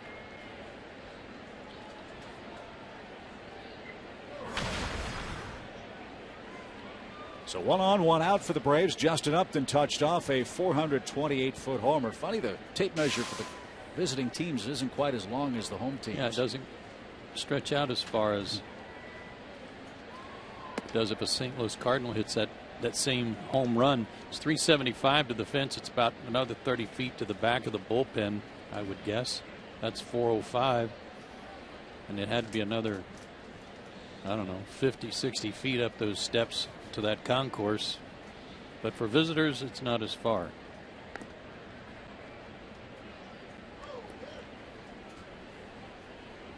So as my grandfather would have said, there ought to be an investigation. Yeah. While we're on the subject of Harry. Yeah. 1 ball, no strikes. And a bullet fair past third. And Hayward's on his way to third base. Upton's going to cruise into second. And the Braves in business here in the 6th inning. A rocket shot over the bag fair at third base. And Upton's got 2 extra base hits in the ball game.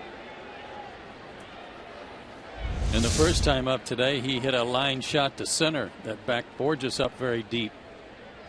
And this one right over the bag.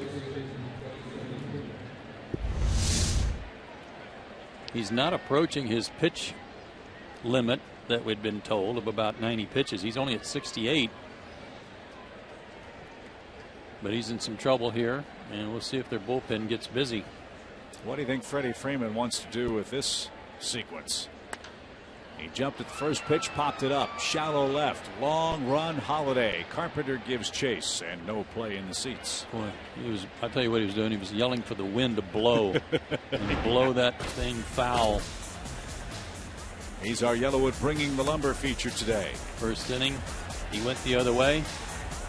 That one was measured at 412 feet to give the Braves an early lead.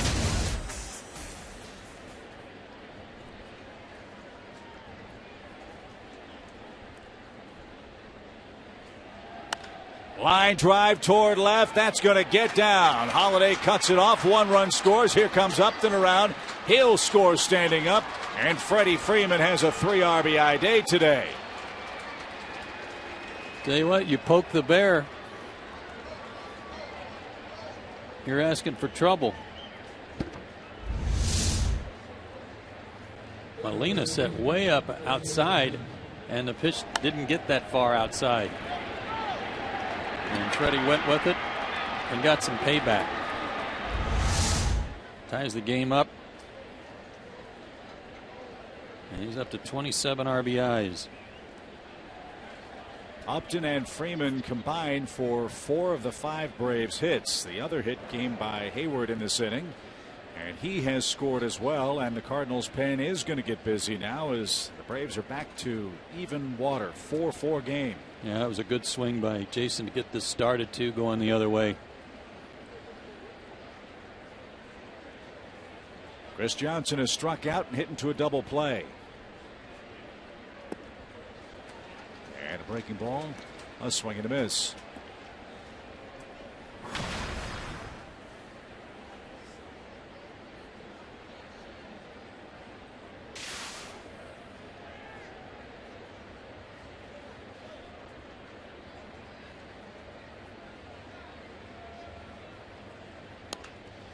Back to the mound. Garcia to Peralta for 1, and the turn to first will retire the side. But the Braves with 3 straight hits in the 6th inning. The big blow, Freeman's 2-run scoring single, and we're tied at 4 in St. Louis.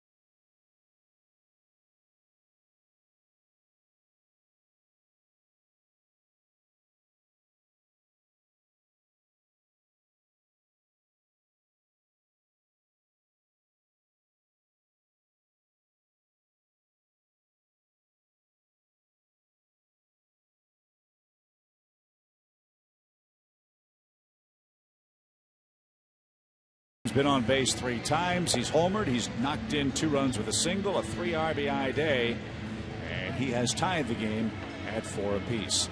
The Braves invite you to join the Braves Ballpark Advisory Committee to give your thoughts and ideas regarding the new ballpark's plan and design. If you're interested in being part of the committee, complete the application form at braves.com/newballpark.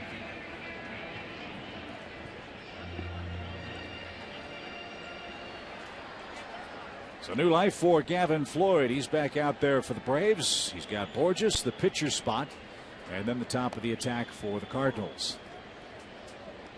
That 2 spot was rejuvenating because we talked last night about how the Braves, a lot of their offense has been coming early in the ball game and not much late. So to come back and tie it in the 6th after the Cardinals had added another run in the 5th, that's a good sign for the offense.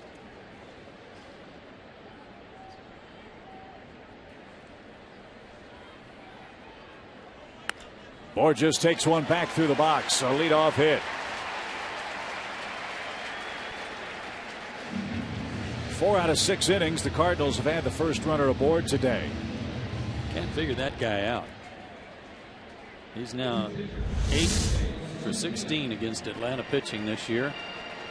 Only got 1 letter high. not missing any mistakes. Let's see if Matheny bunts or if he lets Borges try to steal second on his own.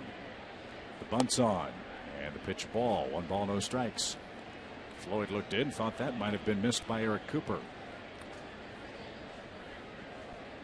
Pretty good giveaway when Garcia was already kind of walking up into the front of the box even before he squared around.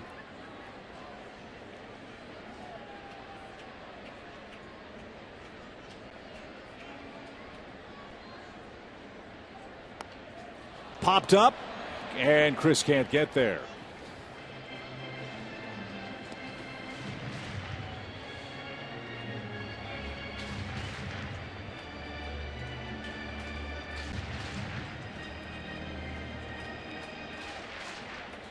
We've stressed it a lot with the Braves, the importance of National League pitchers being able to bunt in close games.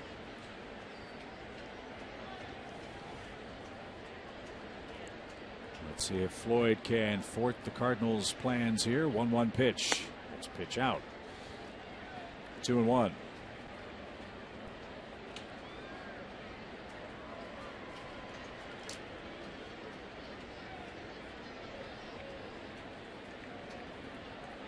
Borges, you'll recall, was an Angel.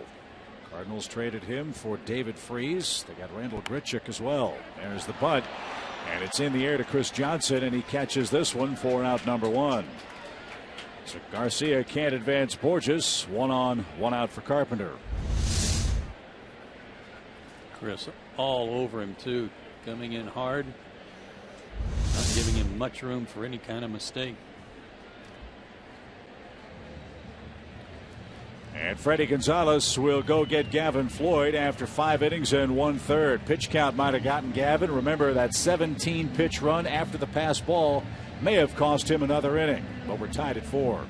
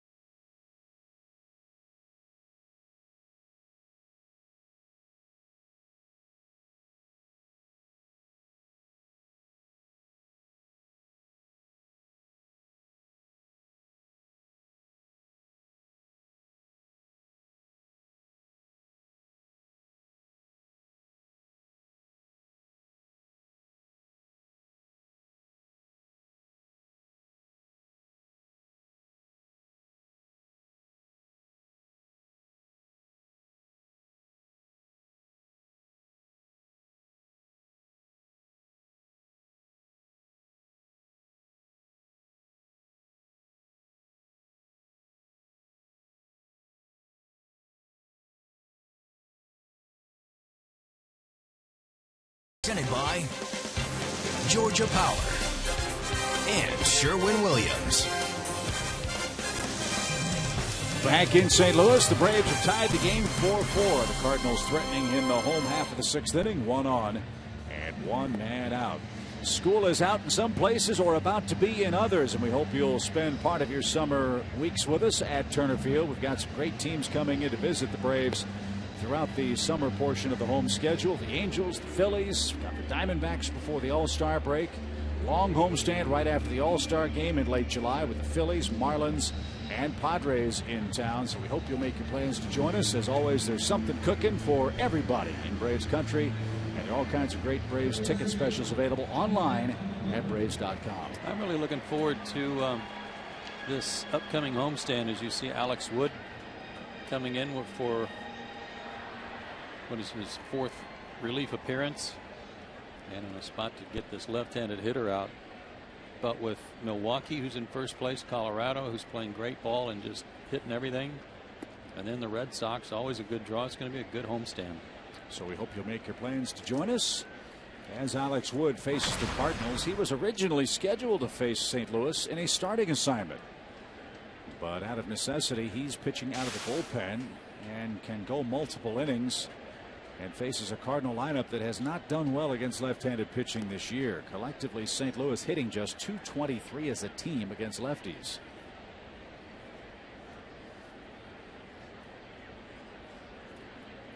And two of them back-to-back at the top of the order today for Mike Matheny's club. Carpenter has walked twice, singled, and he scored a run.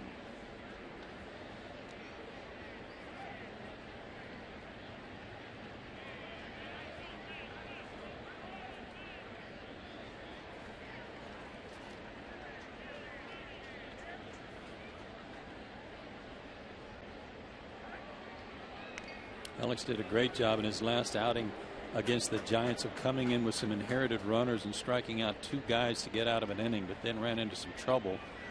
The only runs he's allowed as a reliever came in San Francisco his last time out,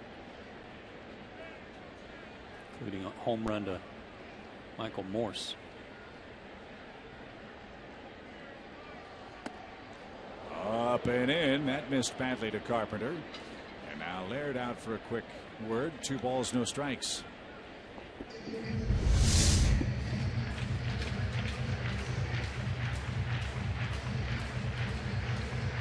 It was close. You have to pay attention to that guy at first base. He's so fast.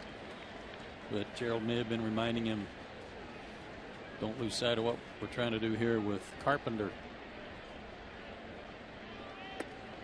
And he's missed with 3 in a row. He got a warning from Eric Cooper when he came in, as the umpire is obligated to do with any new pitcher that comes in, to make them aware of an existing warning for both sides. These obviously are not pitches designed to try to hit Carpenter. He's just wild in the same spot so far.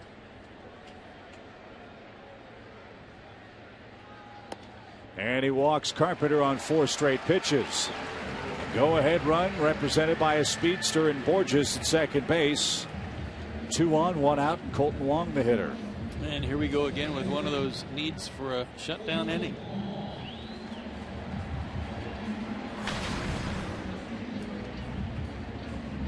A walk, a double play, and a 3-run double for the St. Louis second baseman.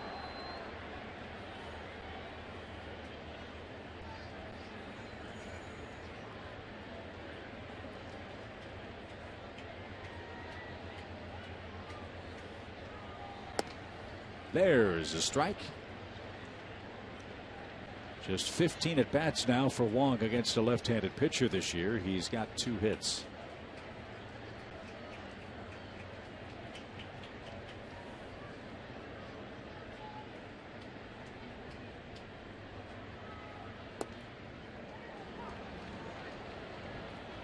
Good breaking ball, beginning to find the range.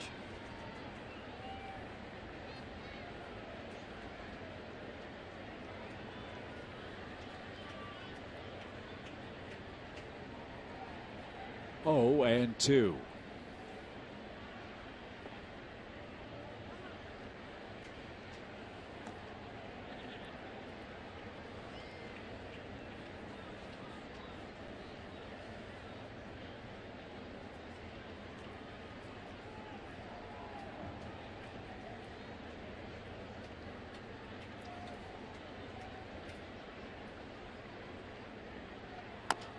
Little tapper back to the mound. Wood's going to go to second for 1, and that's all Atlanta can get. So Wong is retired. Or excuse me, Wong's at first. Carpenter's retired, I beg your pardon. First and third for St. Louis, and Matt Holliday's the hitter. That's very similar to the little comebacker that Holliday hit earlier today, where Gavin Floyd only had 1 play, and that was to first. At least Wood had enough time to get 1 runner. Keep the force in play here. Help the infielders out if they need to make a play at second base. But a dangerous hitter in Matt Holliday. We showed you how he's punished Braves pitching throughout his career. He's 1 for 2 today. First and third for St. Louis, 2 out.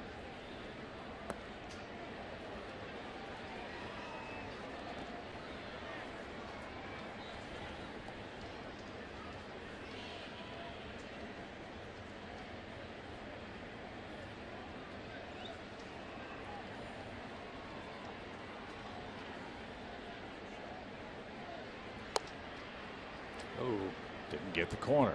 Yeah, I thought Cooper flinched a little bit. Sherwin-Williams painting the corners. Went inside, stayed inside. Cooper may have flinched just thinking he needed to get out of the way. Can't say that I blame him. 1 ball, 1 strike. And Holiday, a big cut. Ripped it straight back, but he and the Cardinals down to their final strike. Well, they've gotten away with one there that was up.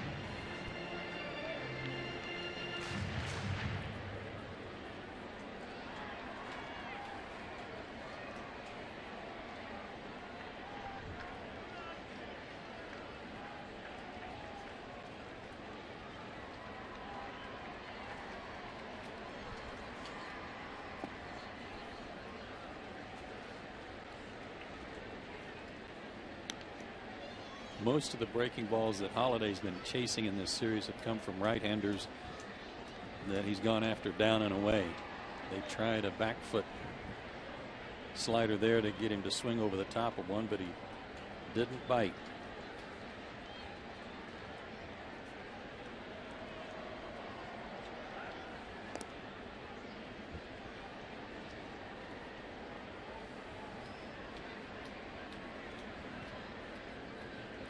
Lots of speed aboard for St. Louis. Wong at first, Borges at third. Wood ready for a 2-2 pitch to Matt Holliday. And he popped up a breaking ball. Right side. Freeman is in foul ground. He backpedals and makes the play, and Alex Wood helps Gavin Floyd escape inning number 6. We go to the 7th. It's a 4-4 game.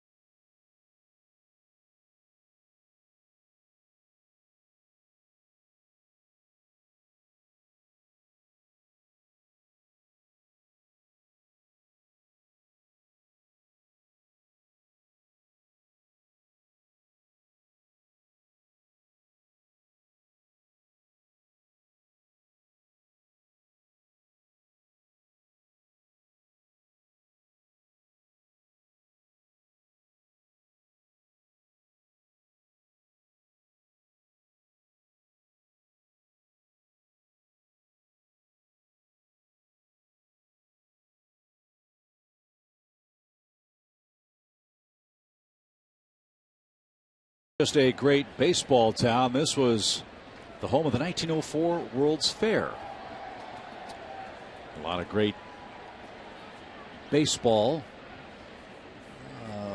commonalities came out of that wonderful event here in St. Louis. The invention of the hot dog, the hamburger, cotton candy, the ice cream cone, and my personal favorite, sweet iced tea. All debuted in 1904 here. Is that right? Yep. Huh. I mean, look at this body. I mean, you could tell I eat all those things pretty much on a daily basis. They mentioned the blimp yesterday. No, that's interesting. I didn't know that, and I'm so glad they did.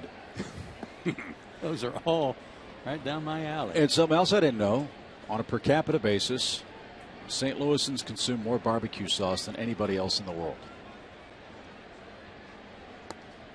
That one does surprise me.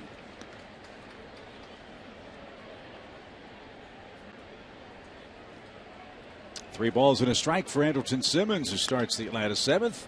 Good grief. And Carpenter had him played absolutely perfectly. I mean, if he moved a muscle, it was to field the baseball. His right foot might have been on the line. It's a little early to be guarding the line, but I guess they just figured they were going to pitch Andrelton in. And look where he was positioned.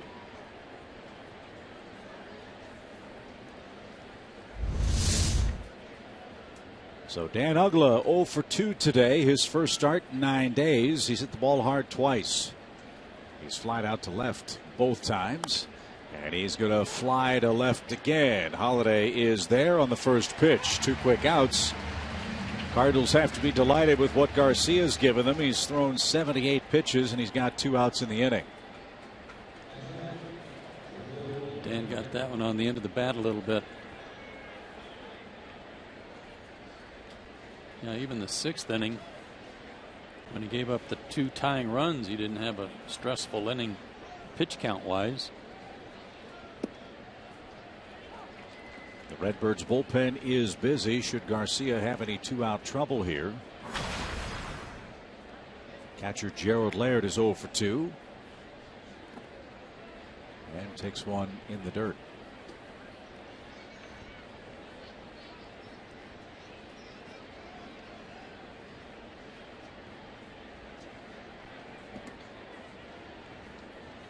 Another talented arm added to the St. Louis rotation. Jaime Garcia.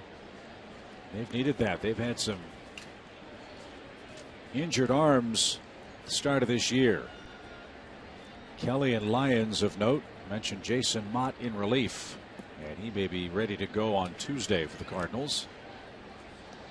Yeah, this is good timing for them after having to put Lyons on the disabled list. He was scheduled to pitch Saturday. And they just shuffled their alignment, moved Wainwright, give him an extra day, and pitch Tuesday. Well hit to center by Laird, but Borges is there. And that will retire the side. 7th inning stretch in St. Louis. This copyrighted telecast is presented by authority of the Atlanta Braves and may not be reproduced or retransmitted in any form. The accounts and descriptions of this game may not be disseminated without the express written consent of the Atlanta Braves.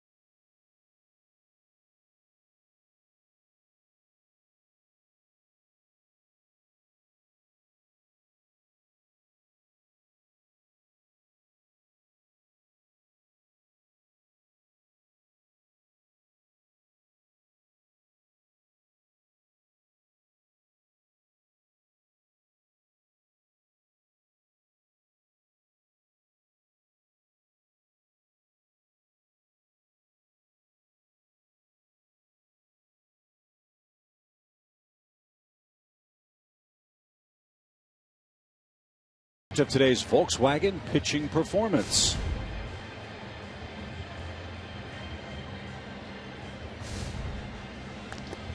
That's 24 ball games, an excellent ERA of 2.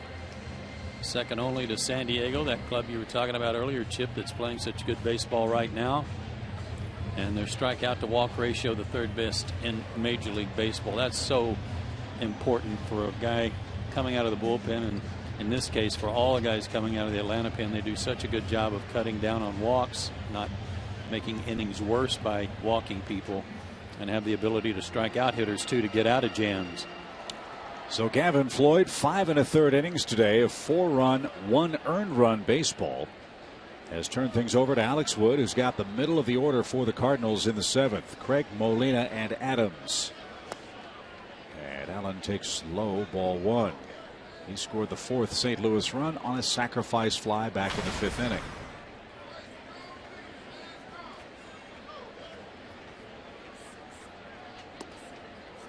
You asked a question here Friday night that I'm not sure we ever answered, but I think I know the answer. You asked, what do they not have on their warning track here that you see everywhere else in baseball? They don't have on deck circles. Exactly right.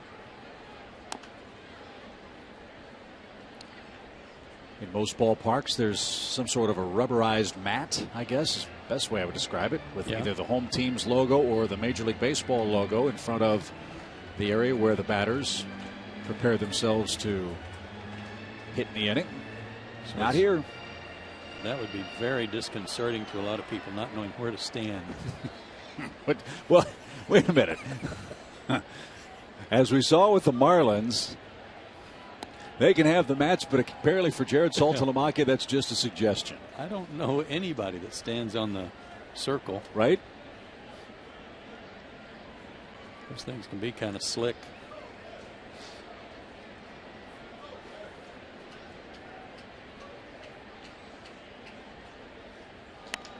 Bouncing ball the other way. Freddie's got that one.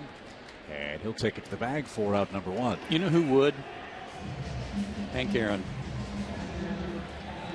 Picture Hank kneeling down in the on deck circle. He'd even take his practice swings while kneeling down, helmet off, and then put his helmet on as he was getting up to go to the plate.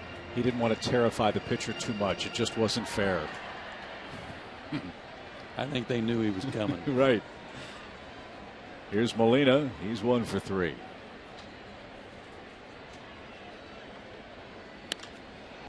He's 2 for 4 with a single on the first pitch.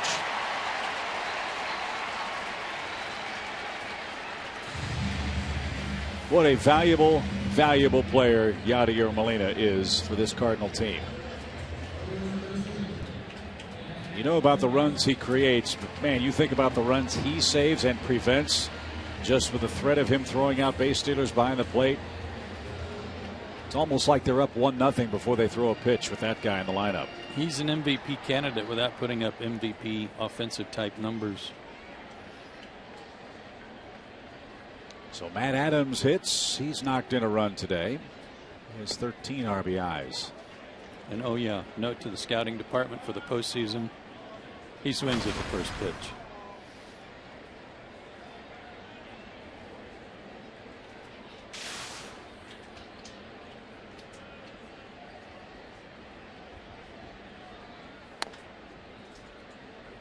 How about that swing?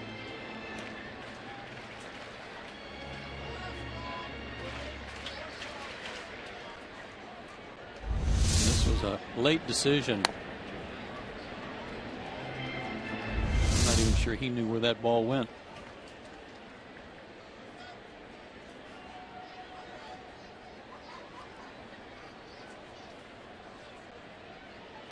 Strike 3 over the outside corner. A perfect pitch.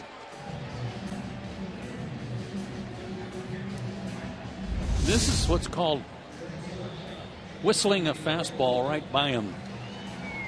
Yeah, that's what it sounds like. Great pitch.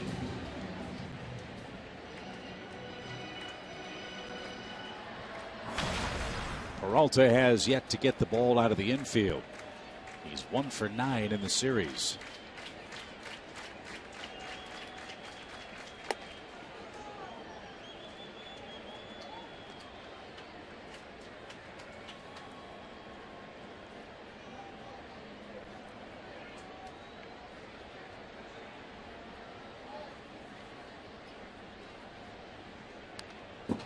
Right off the end of the bat foul, 1 ball, 1 strike.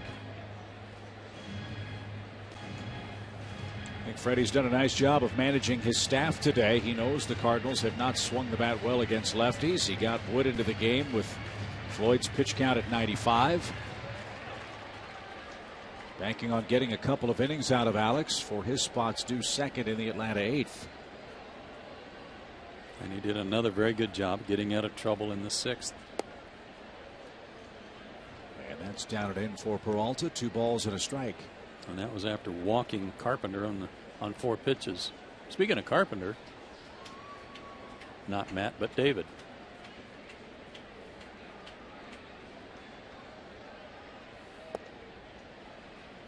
Low. 3 balls and a strike.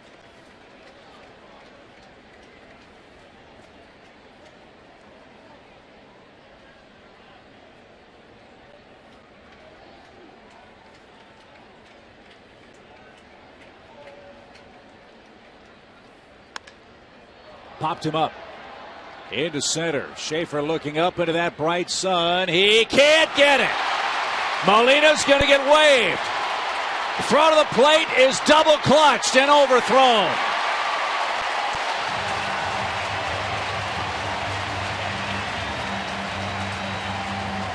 He had the glasses on. He just couldn't find the ball. It dropped safely, and Molina chugged all the way around. The Braves hustled the ball back to Dan Uggla, but he double clutched, and by the time he unloaded, Molina was safely home. If this throw back in had come to Simmons, they would have gotten him. You can see Jordan just couldn't find a place to get the ball out of the sun. So he gets it in, but he overthrows Andrelton, and now Dan looks to third first. He didn't know that Molina was still going, so by looking at third first and then going home, no chance. So St. Louis gets a sun ball for an RBI in the lead.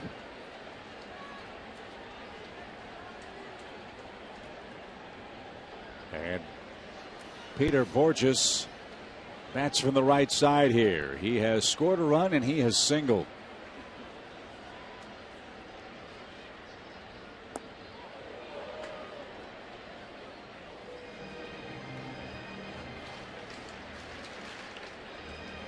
Wood got the routine fly ball, but on a bright sunny day it was right into the sun.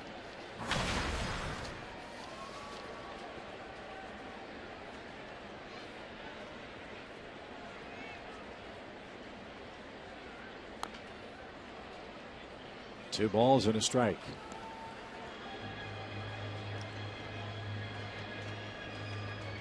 Washington has won their game. That's the first National League final in. They beat the Mets 6-3. Zimmerman beat Zach Wheeler, who fell to 1-4 today for New York.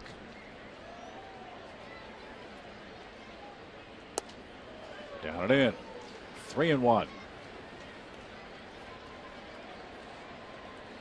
Looking at the shadows on Alex Wood and out in center field at Jordan Schaefer, the shadows are right below them. I mean, the sun is directly above them.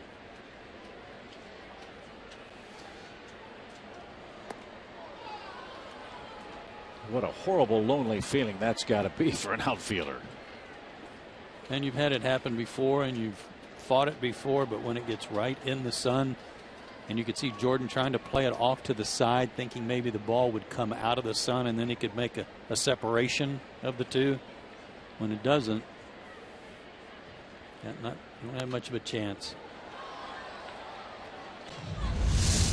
I mean, he was virtually in his tracks where it was hit.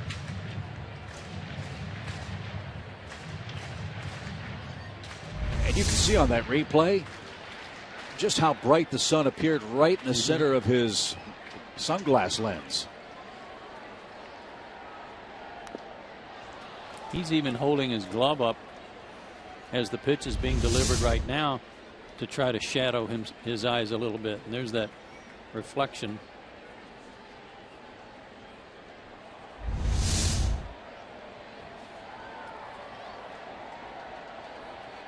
So a pop up in the sun off the bat of Peralta, scores Molina with 2 outs. And now a full count pitch to Borges. And that's down and in. Second walk for Wood. And now the Cardinals will go to their bench. John Jay was in the on deck circle, but he's going to be brought back.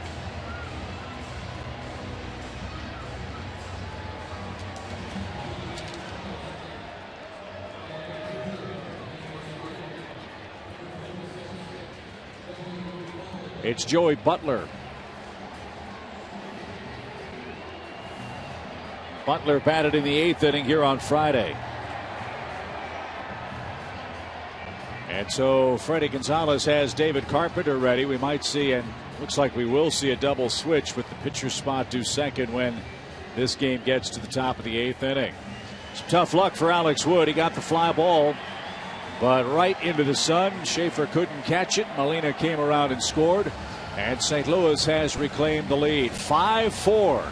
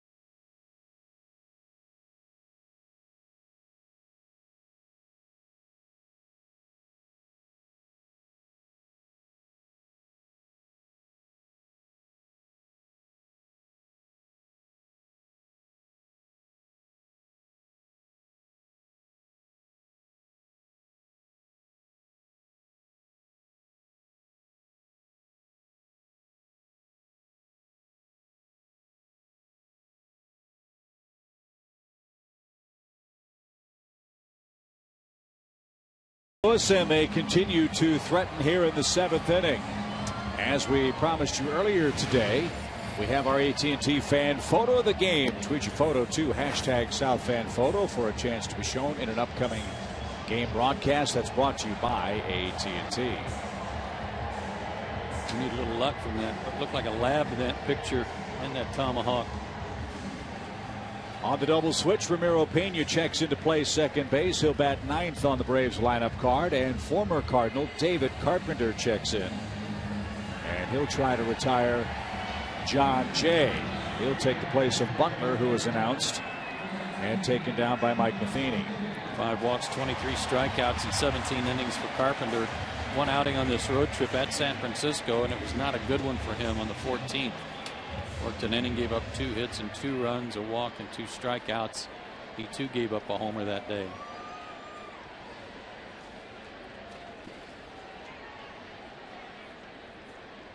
Very limited playing time for John Jay in this series. Played 2 innings in game 1. And now pinch hits in the 7th. He was out on deck to hit, but was called back and never announced. So when they made the announcement for Butler to hit, Braves make their change. Jay is back up there hitting again.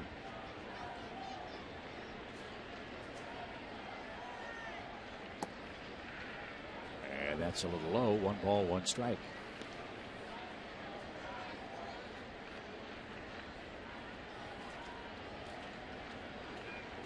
David Carpenter, originally a Cardinal draft pick in the 12th round in 2006. They traded him to Houston in 2010. You might recall, as Jay drives one to right, that Hayward's going to catch. Carpenter was originally a catcher. He's now a pitcher and doing good work out of the Atlanta bullpen. St. Louis takes a 7th inning lead. It's a 5-4 game.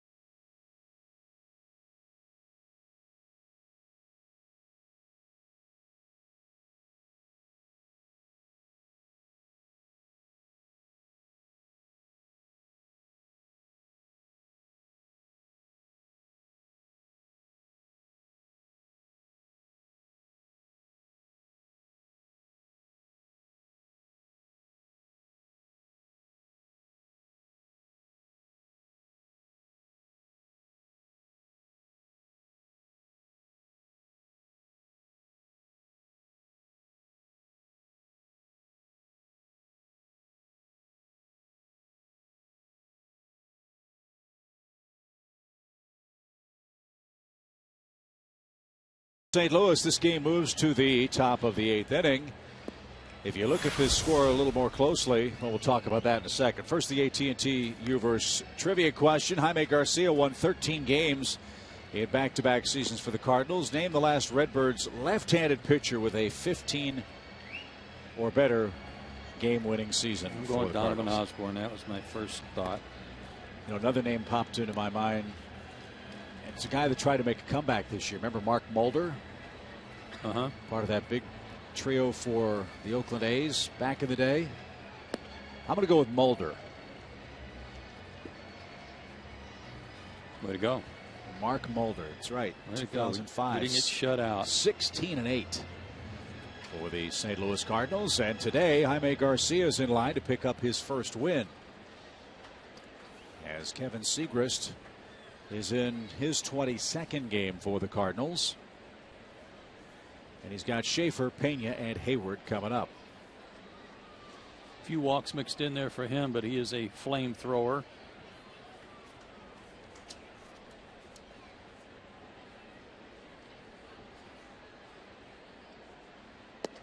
Fastball 92 to 97. Occasional slider and occasional split finger, but why bother with a split finger when you throw that hard?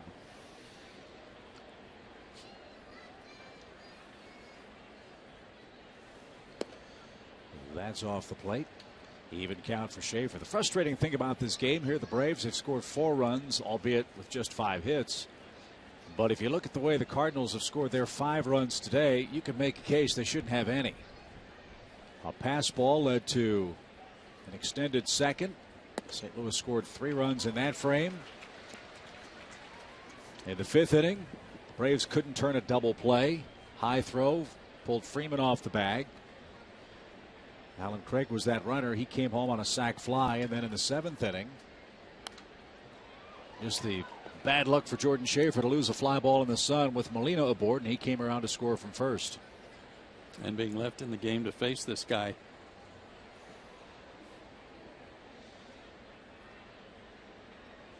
I wonder if it's a sign that we'll see more playing time for him, lefty or righty. Well, you mentioned the struggles of B.J. Upton.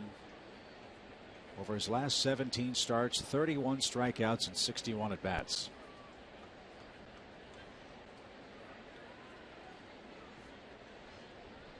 I wonder how many lefties Segrist has seen for this Cardinal club. Well, he was another gem they found low in the draft, 41st round draft pick out of Palm Beach State College, where he was a walk-on.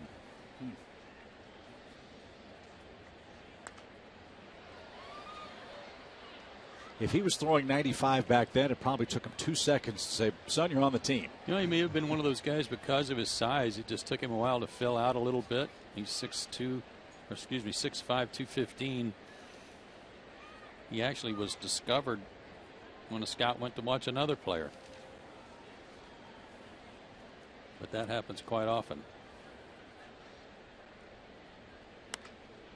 Schaefer putting up a fight. Carpenter long run, can't get there. And that's out of play. That was the story, I believe, for Brandon Beachy. When Gene Kearns was scouting, happened to see Brandon playing third base and pitching in relief. Said, son, you've got a terrific arm. How about a future in baseball? The Braves were able to sign Brandon out of the great state of Indiana. 3-2 pitch. And a good at bat for Jordan Schaefer. Super at bat. Well, the Braves are hoping for a little deja vu here. Let's go back to May the 5th against the Cardinals in Atlanta. Here was a matchup that worked out well for Atlanta. Ramiro Pena and Kevin Segrist. How easy this swing is, too. Just a real quick flip of the barrel of the bat out there. Ramiro had himself quite a night. He'd also doubled in that game.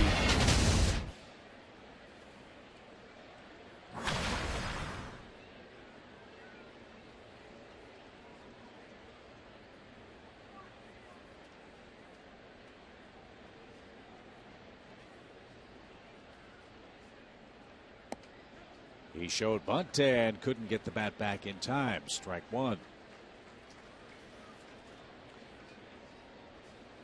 Couple of things at work here for the Braves offense. They're down a run. You've got a tough lefty on the mound, and you've got Molina behind the plate. Awfully tough to think about trying to steal a base here. That's why Pena was thinking about the sacrifice.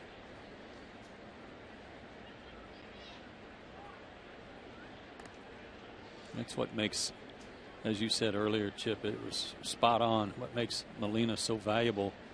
You know, those catchers that can drive in 70 runs and save 40 others, that's MVP worthy. Makes it sound like more like an MVP offensive number. Not to mention how he handles his staff, the runs he scores himself offensively. They did that today.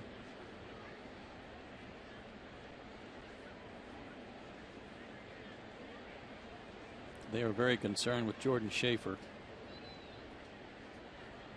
No balls and a strike. He's got a good lead. He's going. And the bunt is a beauty.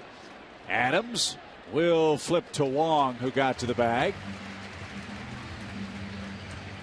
Jordan got a great jump. Somebody missed something there. You're not going to steal and bunt at the same time, so somebody missed here. And this guy does have a real high leg kick and slow to the plate, so Jordan did get a real good jump. But if he was on a straight steal, you wouldn't have your hitter bunting, so somebody missed something. So now it's another lefty-lefty matchup for Jason Hayward. Jason's 1 for 3. He scored a run that came in the 6th, ahead of Freddie Freeman's 2-run scoring single.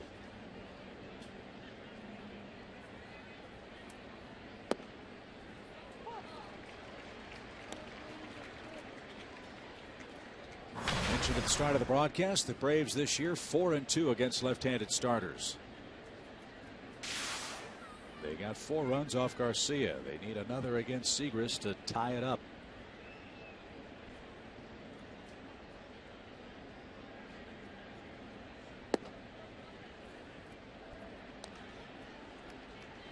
This is where he was missing to Schaefer when he walked him, trying to work away, and Jordan just waited him out.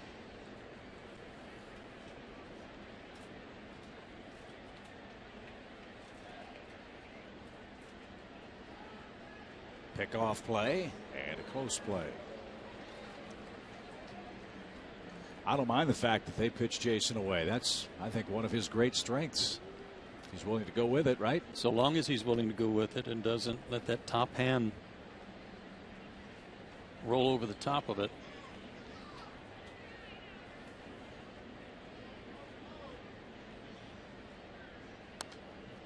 Good cut.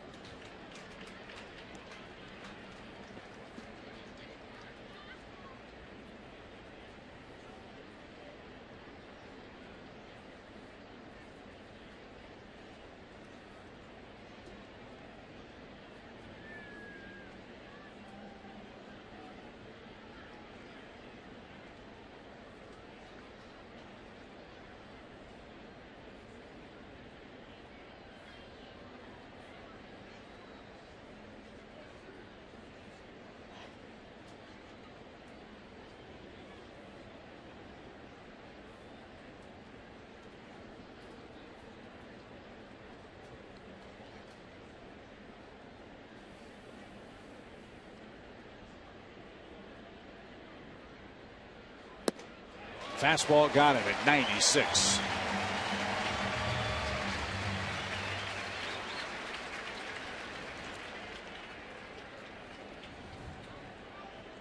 So Segrist strikes out Jason Hayward.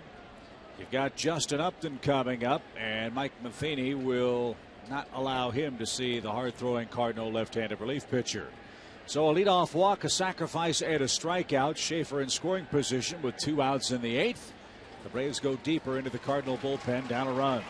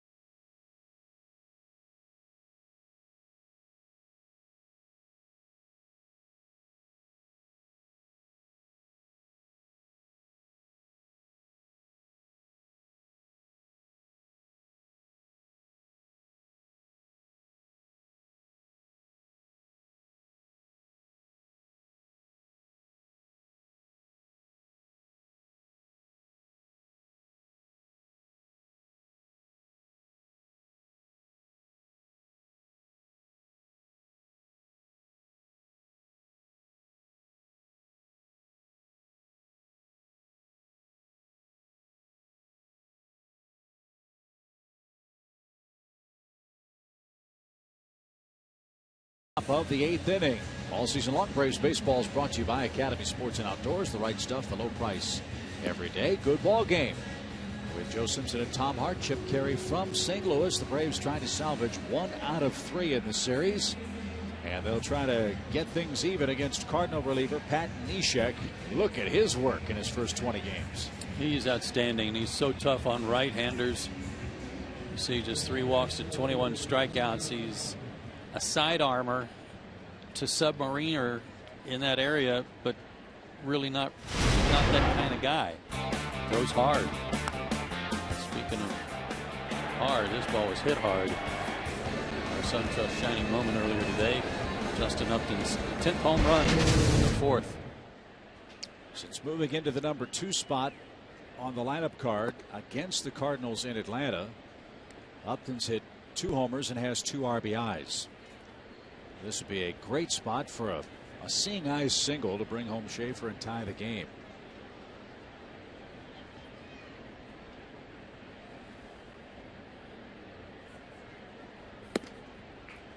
He bends over at the waist like he's about to throw a submarine type delivery, but then doesn't.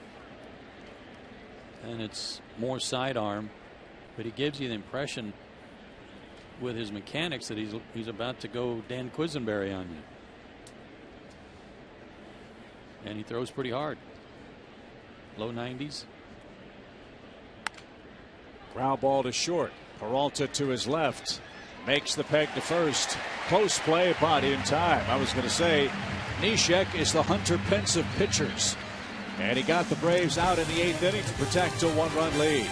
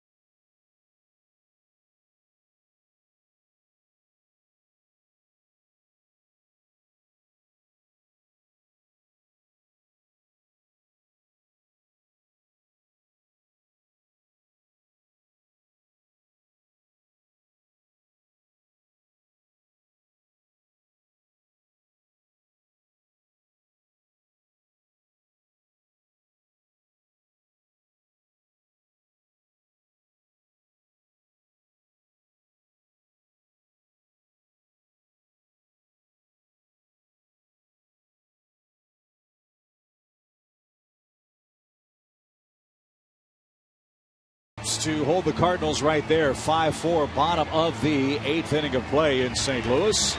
And the top of the Redbirds order is coming up. We're back home tomorrow to start a long homestand in Atlanta. Hope you'll join us beginning at 6:30 Eastern with Braves Live. The first place Milwaukee Brewers come to town with Willie Peralta squaring off with Mike Minor. The Brewers are trailing the Cubs. That game late in Chicago. So Carpenter to work against Matt Carpenter. A titanic struggle between 2 Carpenters. Carpenter clan.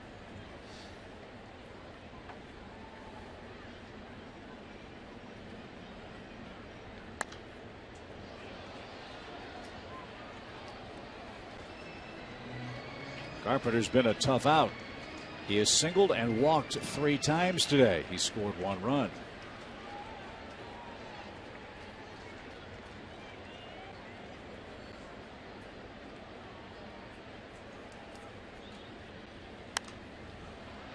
Out of play, 1 ball, 2 strikes. Jordan Schaefer Left on base there in the 8th inning. He's the first man left on base today by Atlanta. Cardinals have stranded 10.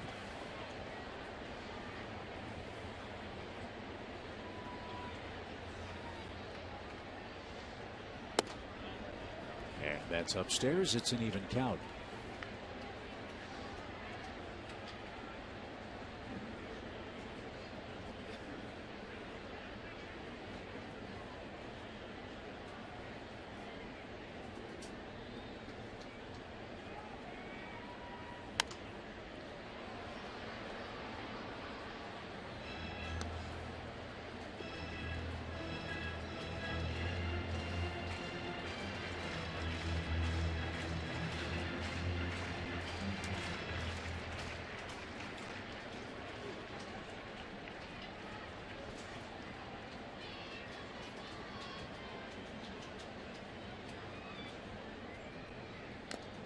That's fouled back.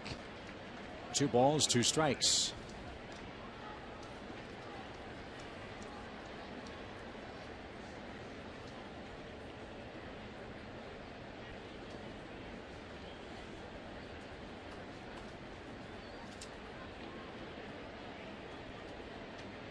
Nobody on or out in the 8th inning for the Cardinals.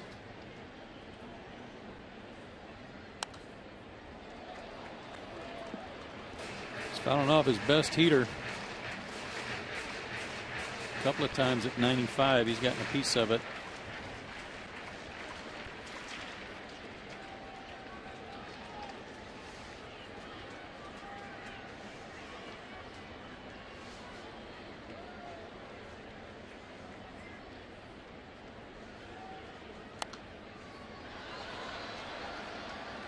He'll see a 9th pitch.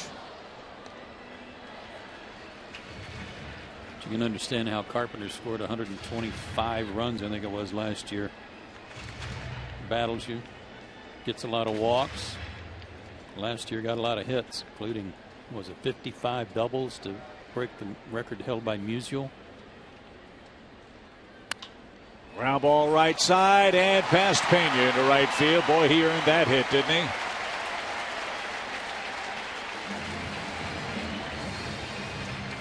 So Matt wins the battle of the Carpenters in the 8th. Bookend singles for the St. Louis third baseman. He's a good player. And he's not, in some regards, he's not your prototypical leadoff hitter. He's not a guy that's going to steal a lot of bases. He's not extraordinarily fast. But boy, he gives you good at bats. He is on base all the time. And 5 times today. Here's Wong. He's walked, doubled home 3. He's hit into a double play, and he's bounced into a force play.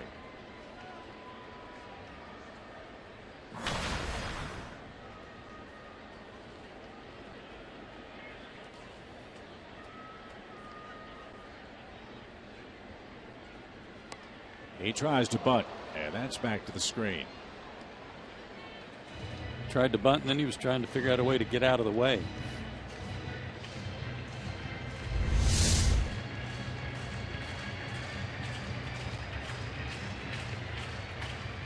Half afraid that ball was going to foul tip right into him.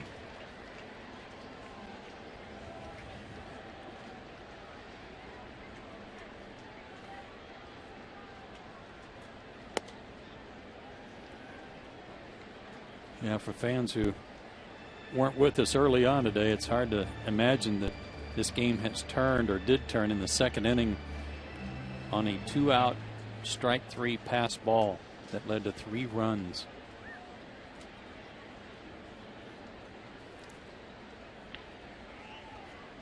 One ball, 1 strike. And launched foul to the left side.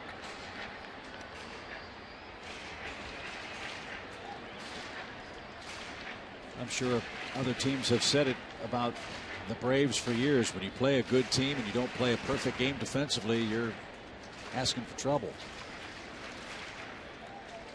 It's like Rosenthal's going to give it a go again. Would be his 4th day in a row. That's too tight. 2 balls, 2 strikes. Mentioned David Carpenter converted from a catcher by the St. Louis Cardinals. Jason Mott, another Cardinal pitcher, was also a catcher. They converted him in 2006. By then, Yadier Molina had established himself as the Cardinals' #1 catcher. But Tony La Russa, Dave Duncan, and the Cardinals staff obviously saw electric arms from Carpenter and Mott. And rather than back them up in the Cardinals system, they knew the value of hard-throwing right-handed relief pitchers.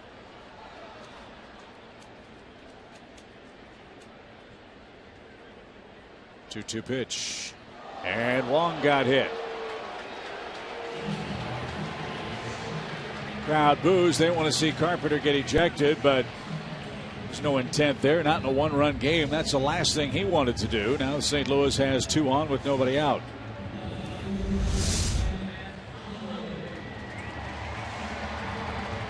Tried to bury that fastball in and clipped him on the leg.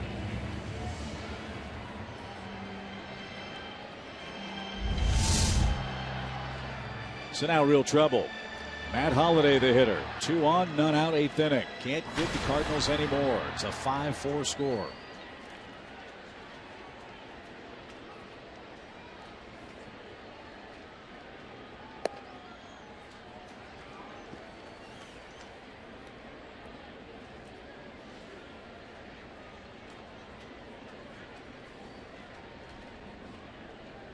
The Braves bullpen begins to work.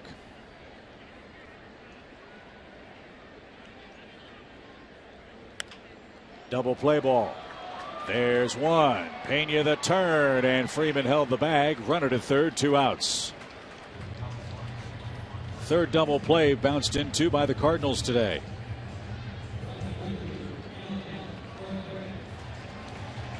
And now the Braves are an out away from sending the heart of their order up in the 9th inning.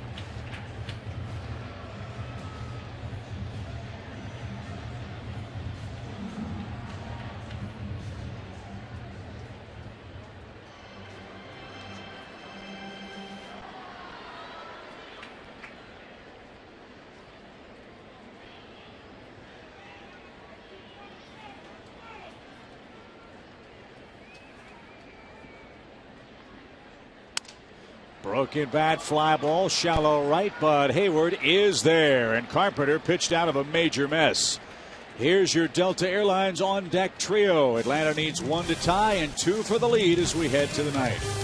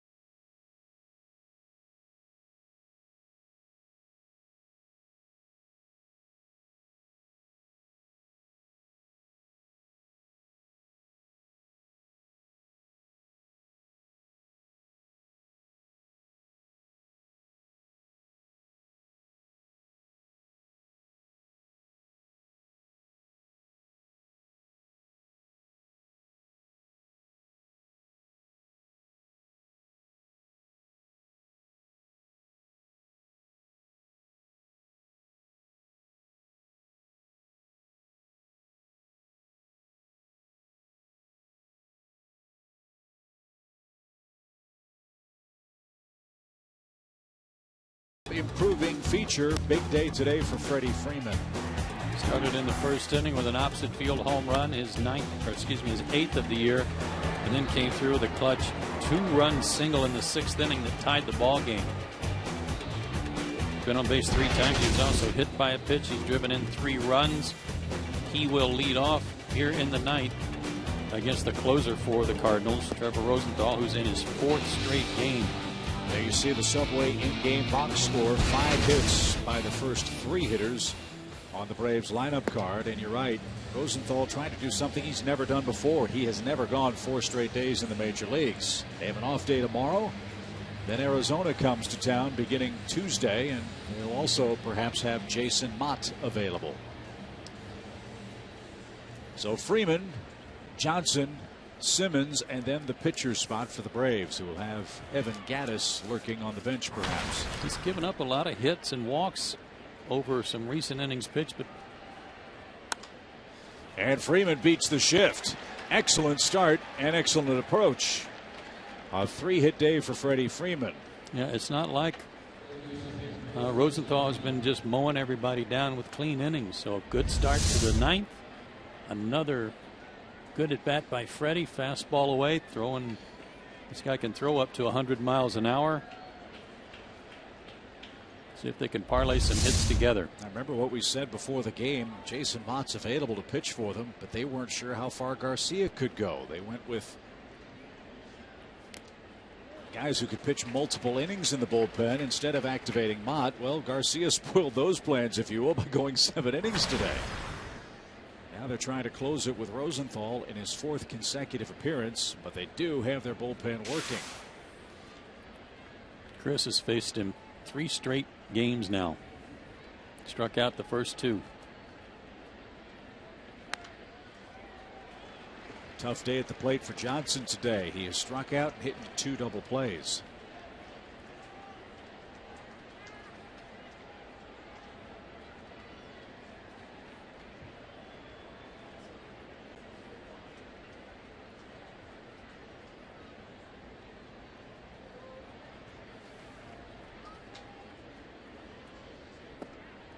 Snap throw to first, and what a play at first by Adams to save that ball from sailing down the right field line.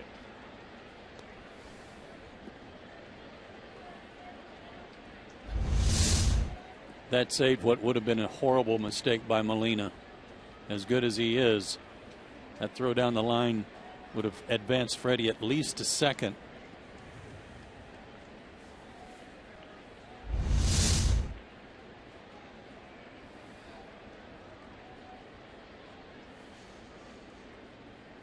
Swing and a miss. That ball sunk out of sight, and Chris Johnson is out number 1 in the 9th.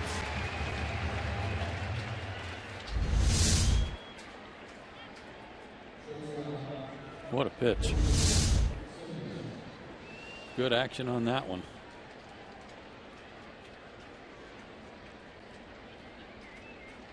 Braves looking for their first hit from someone other than Hayward, Justin Upton, or Freddie Freeman. Maybe Andrelton Simmons can turn the trick. Andrelton faced him Friday night. Sorry, Chip struck out against him.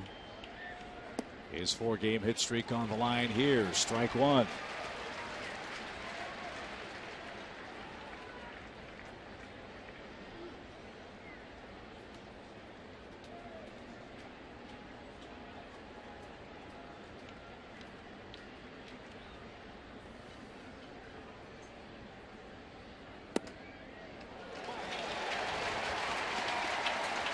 That pitch lets you know his arm doesn't feel tired. It was 97 miles an hour. And on the corner.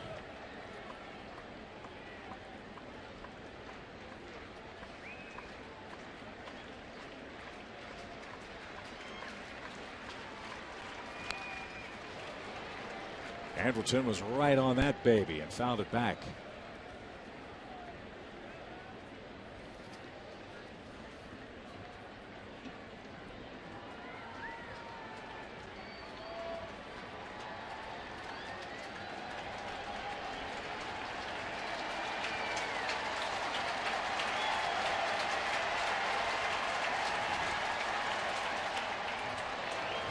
Bill of the cap high, and he got a piece of it. I don't know how he did that.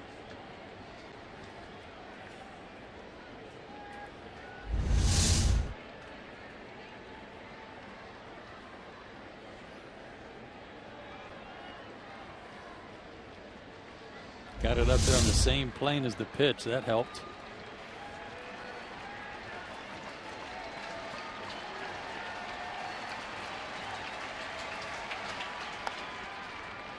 Popped up.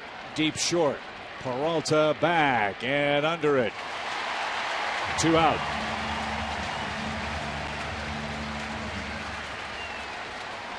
And it won't be Gaddis, but it will be Ryan Domit. Gaddis moves to the on-deck circle. The Braves go with the lefty bat here first.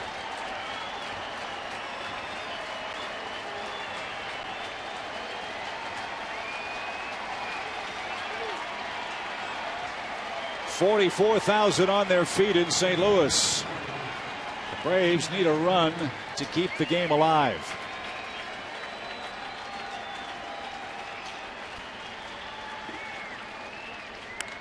Ripped into the right field corner. That's a fair ball.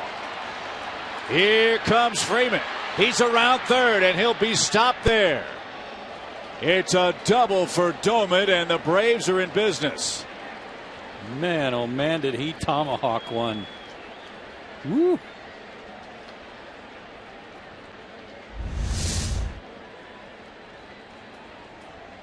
Between the knees and the belt. And I mean to tell you, he put a great swing on this, kept it fair. And with 2 outs, Freddie's running. And I know the temptation from Doug DeCinzo was just wave him because this guy's so hard to hit. But Freddie would have been a dead duck at the plate if they make the play cleanly. So the entire Cardinal infield meets on the mound. You've got Gaddis batting for Laird here. We know Evan can hit anybody's fastball. So apparently can Ryan Domit. 7 career pinch hits, 4 of them for homers, and in 15 at bats, 13 RBIs as a pinch hitter for Gaddis. So the Braves aren't dead yet. 2 on, 2 out.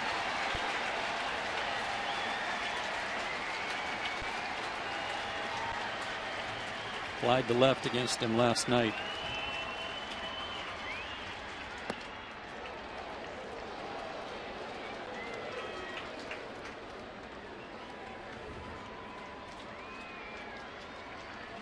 Molina directing traffic for the Cardinal defense.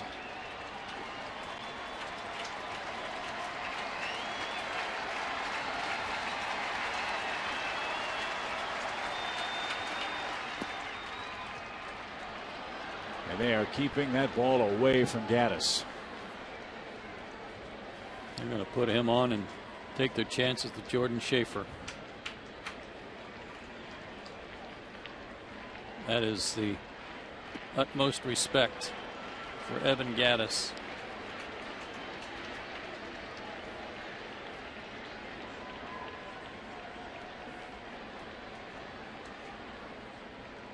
So there is ball 4. Atlanta's loaded the bases with 2 outs in the 9th inning. And Jordan Schaefer, if anybody in the Braves uniform deserves some redemption, it is he. He did everything right on that pop-up in the sun. Just couldn't catch it. Now he's got a chance to be a hitting hero in the 9th.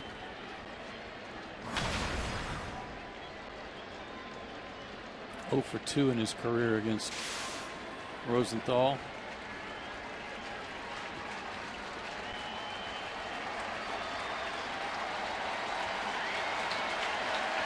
Freeman, Domit, and Gaddis the runners.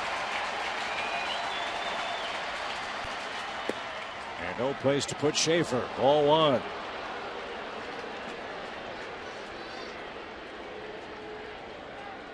When you haven't played in a while, it's always good to have had 3 at-bats before you get into a tough spot like this. Drew a walk, really big walk last inning after falling behind in the count.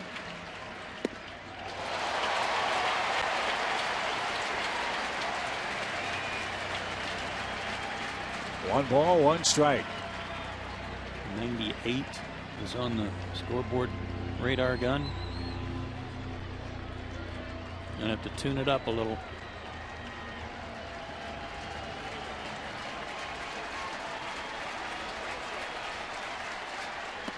Way high. Ooh. Well, you know, wasn't sure he had it.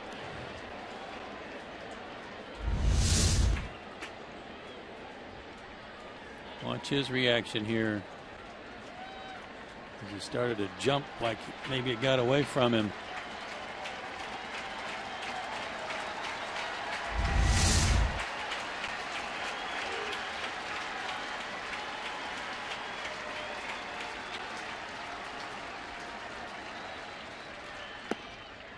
Now Schaefer in the driver's seat. 3 balls and a strike. A walk means a run.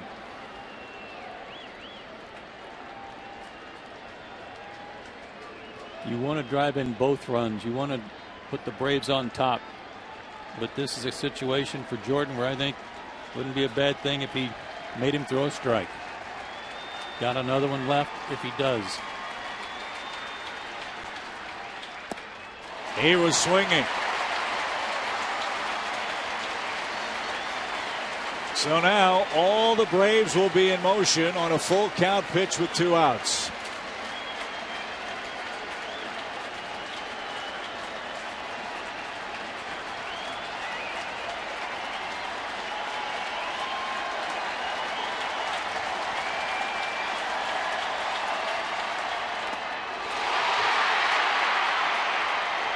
That was a foul ball, I believe. It got the umpire on the ricochet. Eric Cooper took a body blow and backed up 3 steps. And Molina's checking on him.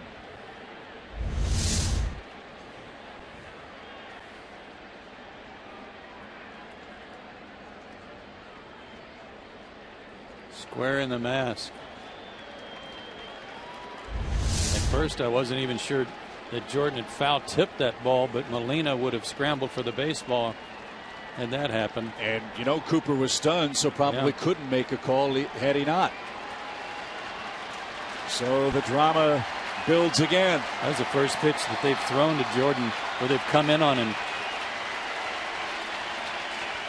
Everything else had been away, and in some cases wildly away. Another 3-2 pitch. And Schaefer fought it off.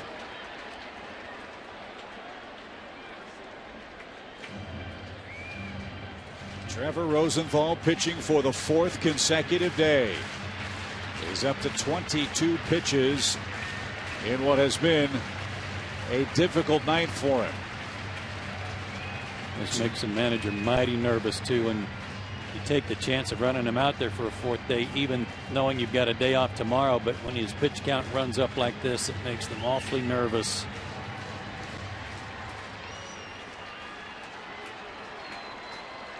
Freeman began the inning with a single. Johnson struck out. Simmons popped out. Dolmet doubled. Gaddis intentionally walked. Now Schaefer a 3-2 count.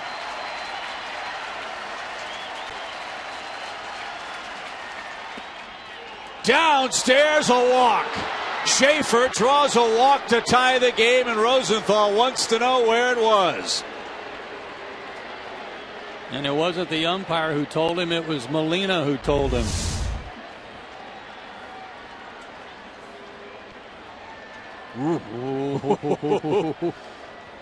Rosenthal might have an argument, but the Braves get a bases loaded walk. A couple of strategies backfire on Mike Matheny. 1, the strategy to use Rosenthal on a 4th day. 2, the decision to walk Evan Gaddis to load the bases. And back-to-back walks earns Atlanta a 9th inning tie, and they're not done yet. Rosenthal is 5-5 game in St. Louis. Ramiro Pena ready to go for the Braves at the plate when we come back.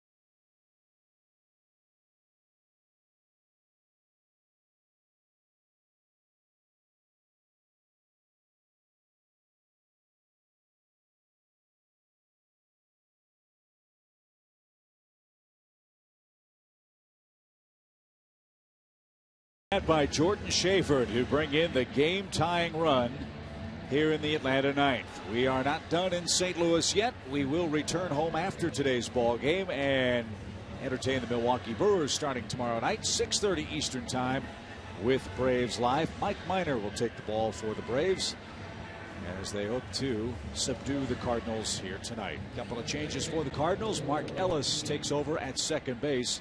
He'll bat in the number 9 spot on the Cardinal lineup card, and Carlos Martinez is on for St. Louis again. This is at least his 3rd straight day. He's been in every game in this series. This time to explain the warning that exists. Eric Cooper had to take Yadier Molina out there to translate for him to make sure the pitcher was clear on it. So again, who's in trouble? It isn't Ramiro Pena, it's Martinez, whose first pitch sailed outside. 1 ball, no strikes. He worked a third of an inning last night, gave up a hit and a walk.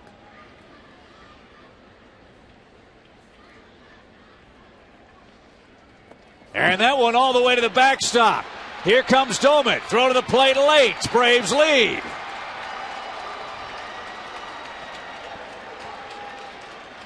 A very wild pitch.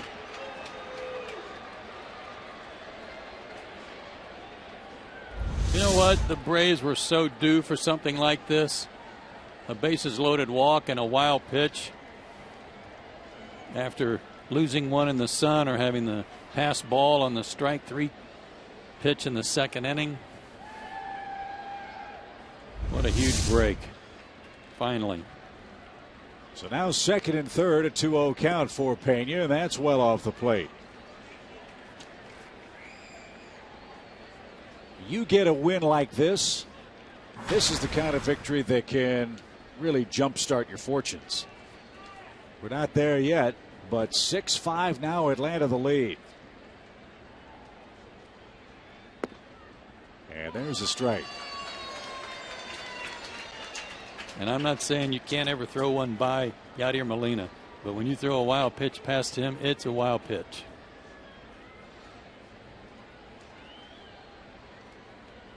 Now let's see if the Braves can tack on.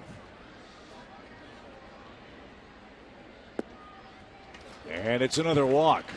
Boy, the Cardinal bullpen has imploded in the 9th inning.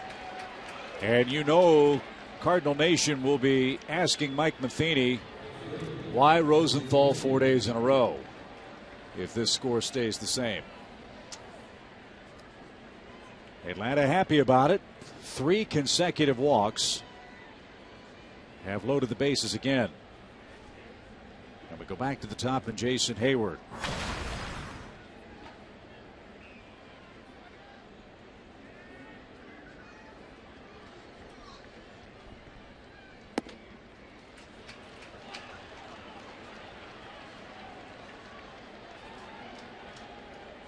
Molina might need a new shirt maker. He's been stretching out left and right with Rosenthal and Martinez here in the 9th inning.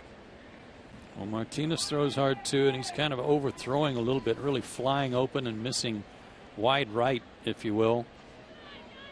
But he can reach 100 miles an hour. And his secondary pitch is a changeup. Doesn't really have a breaking ball that he employs too often.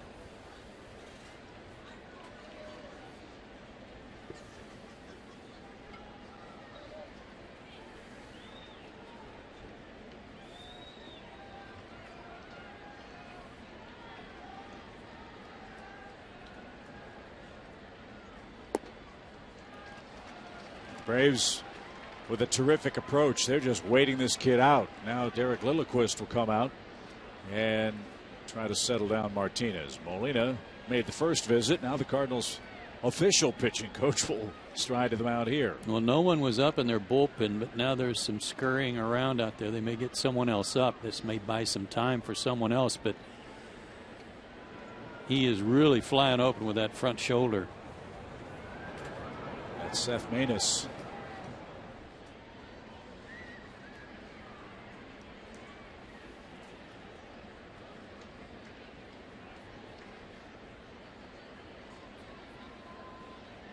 Good pitch for Jason to jump on right here.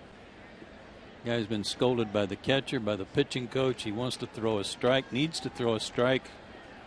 Be ready.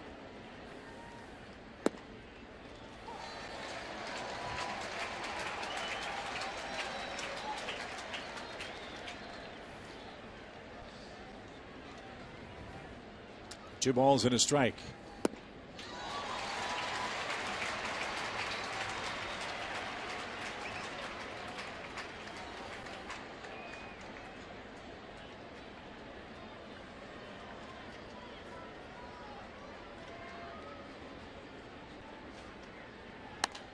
In the air, foul off to the left. That may have been ball 4. Excuse me, ball 3.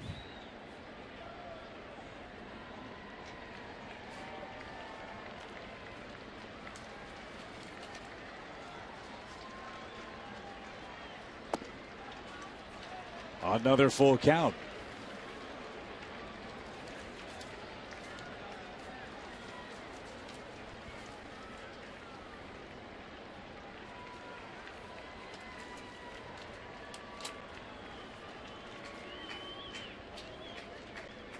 Three-two pitch, bounce to first. Adams, nice pick. Pitcher to the bag in time, and that retires the side. Braves have a chance for a season first today.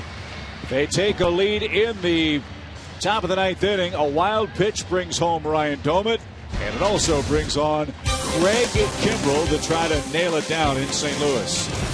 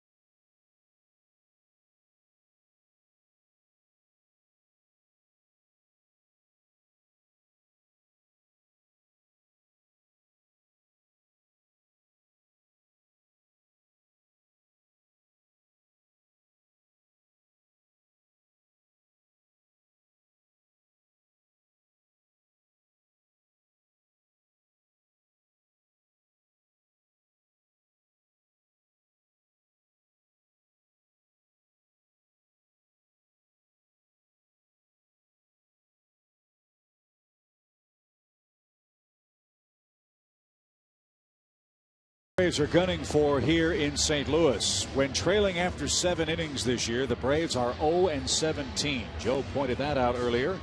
Atlanta now has a 9th inning lead of 6-5 as they took advantage of Trevor Rosenthal's 4th consecutive day in relief. And they will now, the Braves that is, turn to a well-rested Craig Kimbrell to try to get the final 3 outs. He was very well rested going into his outing last night. It was one of those where Freddie Gonzalez said he's either going to pitch with a save opportunity or pitch period because he needed the work. He had a 1-2-3 inning, including a strikeout, but did not face any of these hitters that are coming up or due up here in the 9th inning, beginning with Molina. And as we have said before, Yadier likes the first pitch. 2 hits and a run scored for the Cardinal catcher.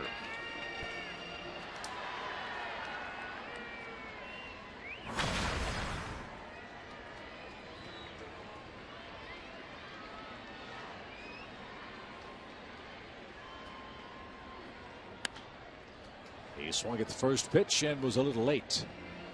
Steve Reich won. Adams and Peralta to follow in the St. Louis 9th.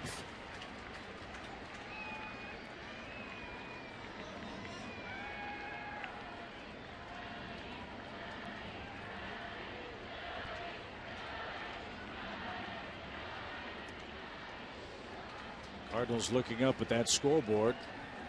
Know that the Cubs have tried to help them out. Cubs beat Milwaukee 4-2 today. St. Louis led by a run in the ninth. The Braves scored twice to take the lead.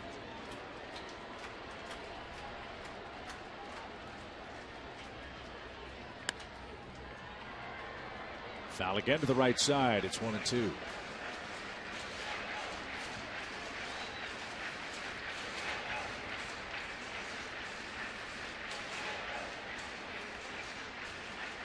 Molina 2 for 7 off of him. Only one strikeout. Looks like he's trying to take him the other way.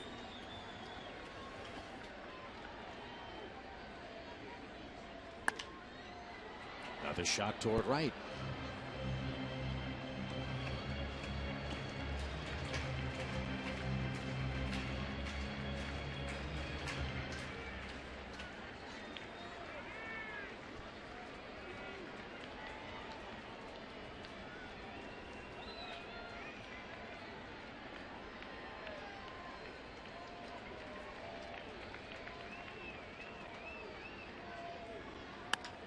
Breaking ball, fly ball center. No trouble for Schaefer with that one. It hung up in the air, and Molina, with a good approach, is retired for out number 1.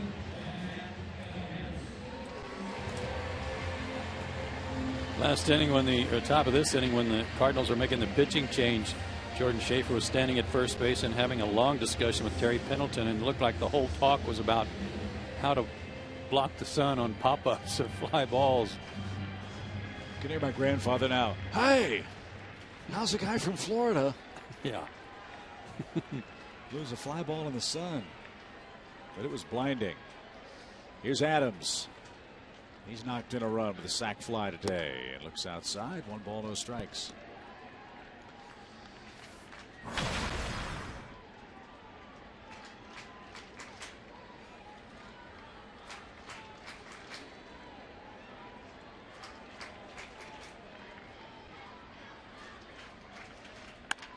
Ground ball up the middle. And Adams represents the tying run. He's got a 2-hit day.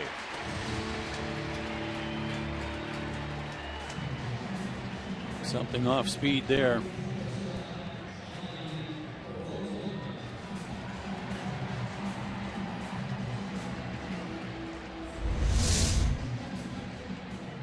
Yeah, he kind of got under that breaking ball and just kind of looped it up there.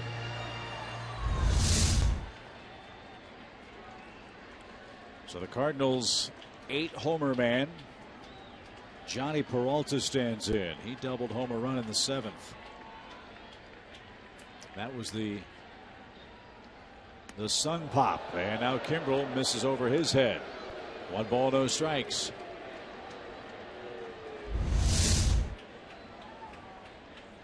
Another breaking ball that got away from him. Braves have already turned 3 double plays today, and they've had a chance to turn another. Remember, the appeal play for the replay went against Atlanta, and what would have been a 4th double play, and it eventually cost him a run.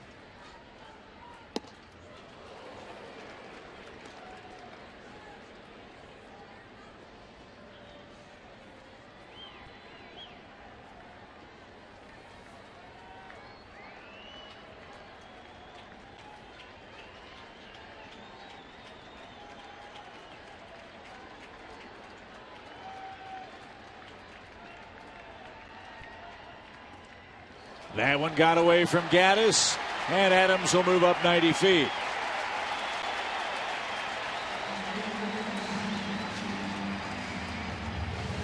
I don't know, Joe, if it's from simply a lack of work, but it seems to me Craig's really having trouble consistently commanding his fastball. Maybe so. And I would agree with you. Not on that pitch, particularly. I understand. That ball's got to be caught. I agree with you. That ball's got to be blocked, caught. That's the potential tying run. But yes, when his fastball command escapes him and he starts throwing too many breaking balls, which that wasn't, it gives the hitters an advantage. And he hasn't had command of that either today. So 3 balls and a strike. Kimbrel wants to do baseball. In fact, he throws that one out.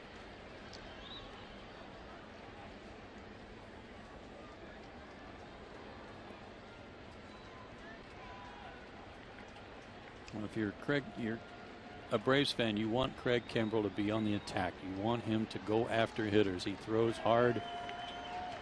And if they beat you with your number 1 throwing 96, 97, then that's what happens. Little pop toward first. Freeman drifts back, and Freddie's going to put that in his pocket. Peralta pops out on a 3-1 pitch, and Peter Burgess is the final hope. Burgess has a hit. He has scored. He's walked, and he's flied out.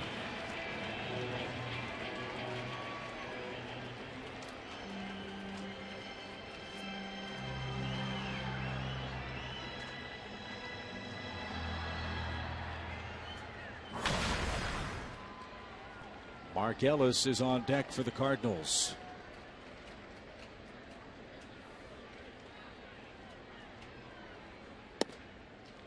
Right there for a strike.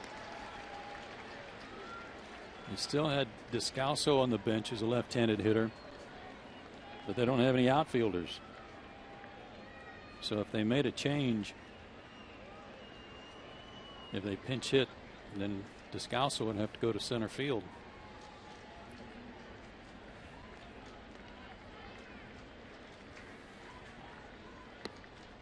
That's high, even count.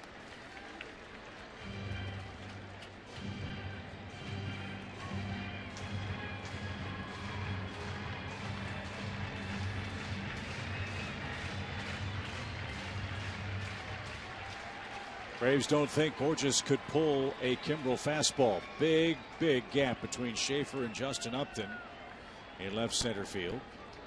Chris Johnson guards the line at third. Got a slow runner at second, too.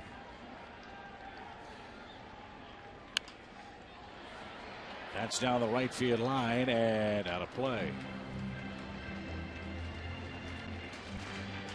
With 2 strikes, it's a moot point now, but with Freeman back at first, I was thinking maybe Borges would think about a bunt. Well, he might. Not now. Not now, of course. Yeah, right. like you said, a moot point now, but Jordan Schaefer's got the right idea. He's shallow in center.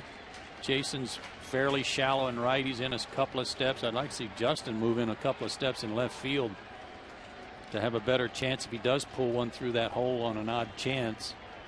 Because Justin's deep. 1-2 pitch. Big lead by Adams at second. And a swing and a miss. And the Braves steal one in St. Louis with 2 in the top of the 9th inning.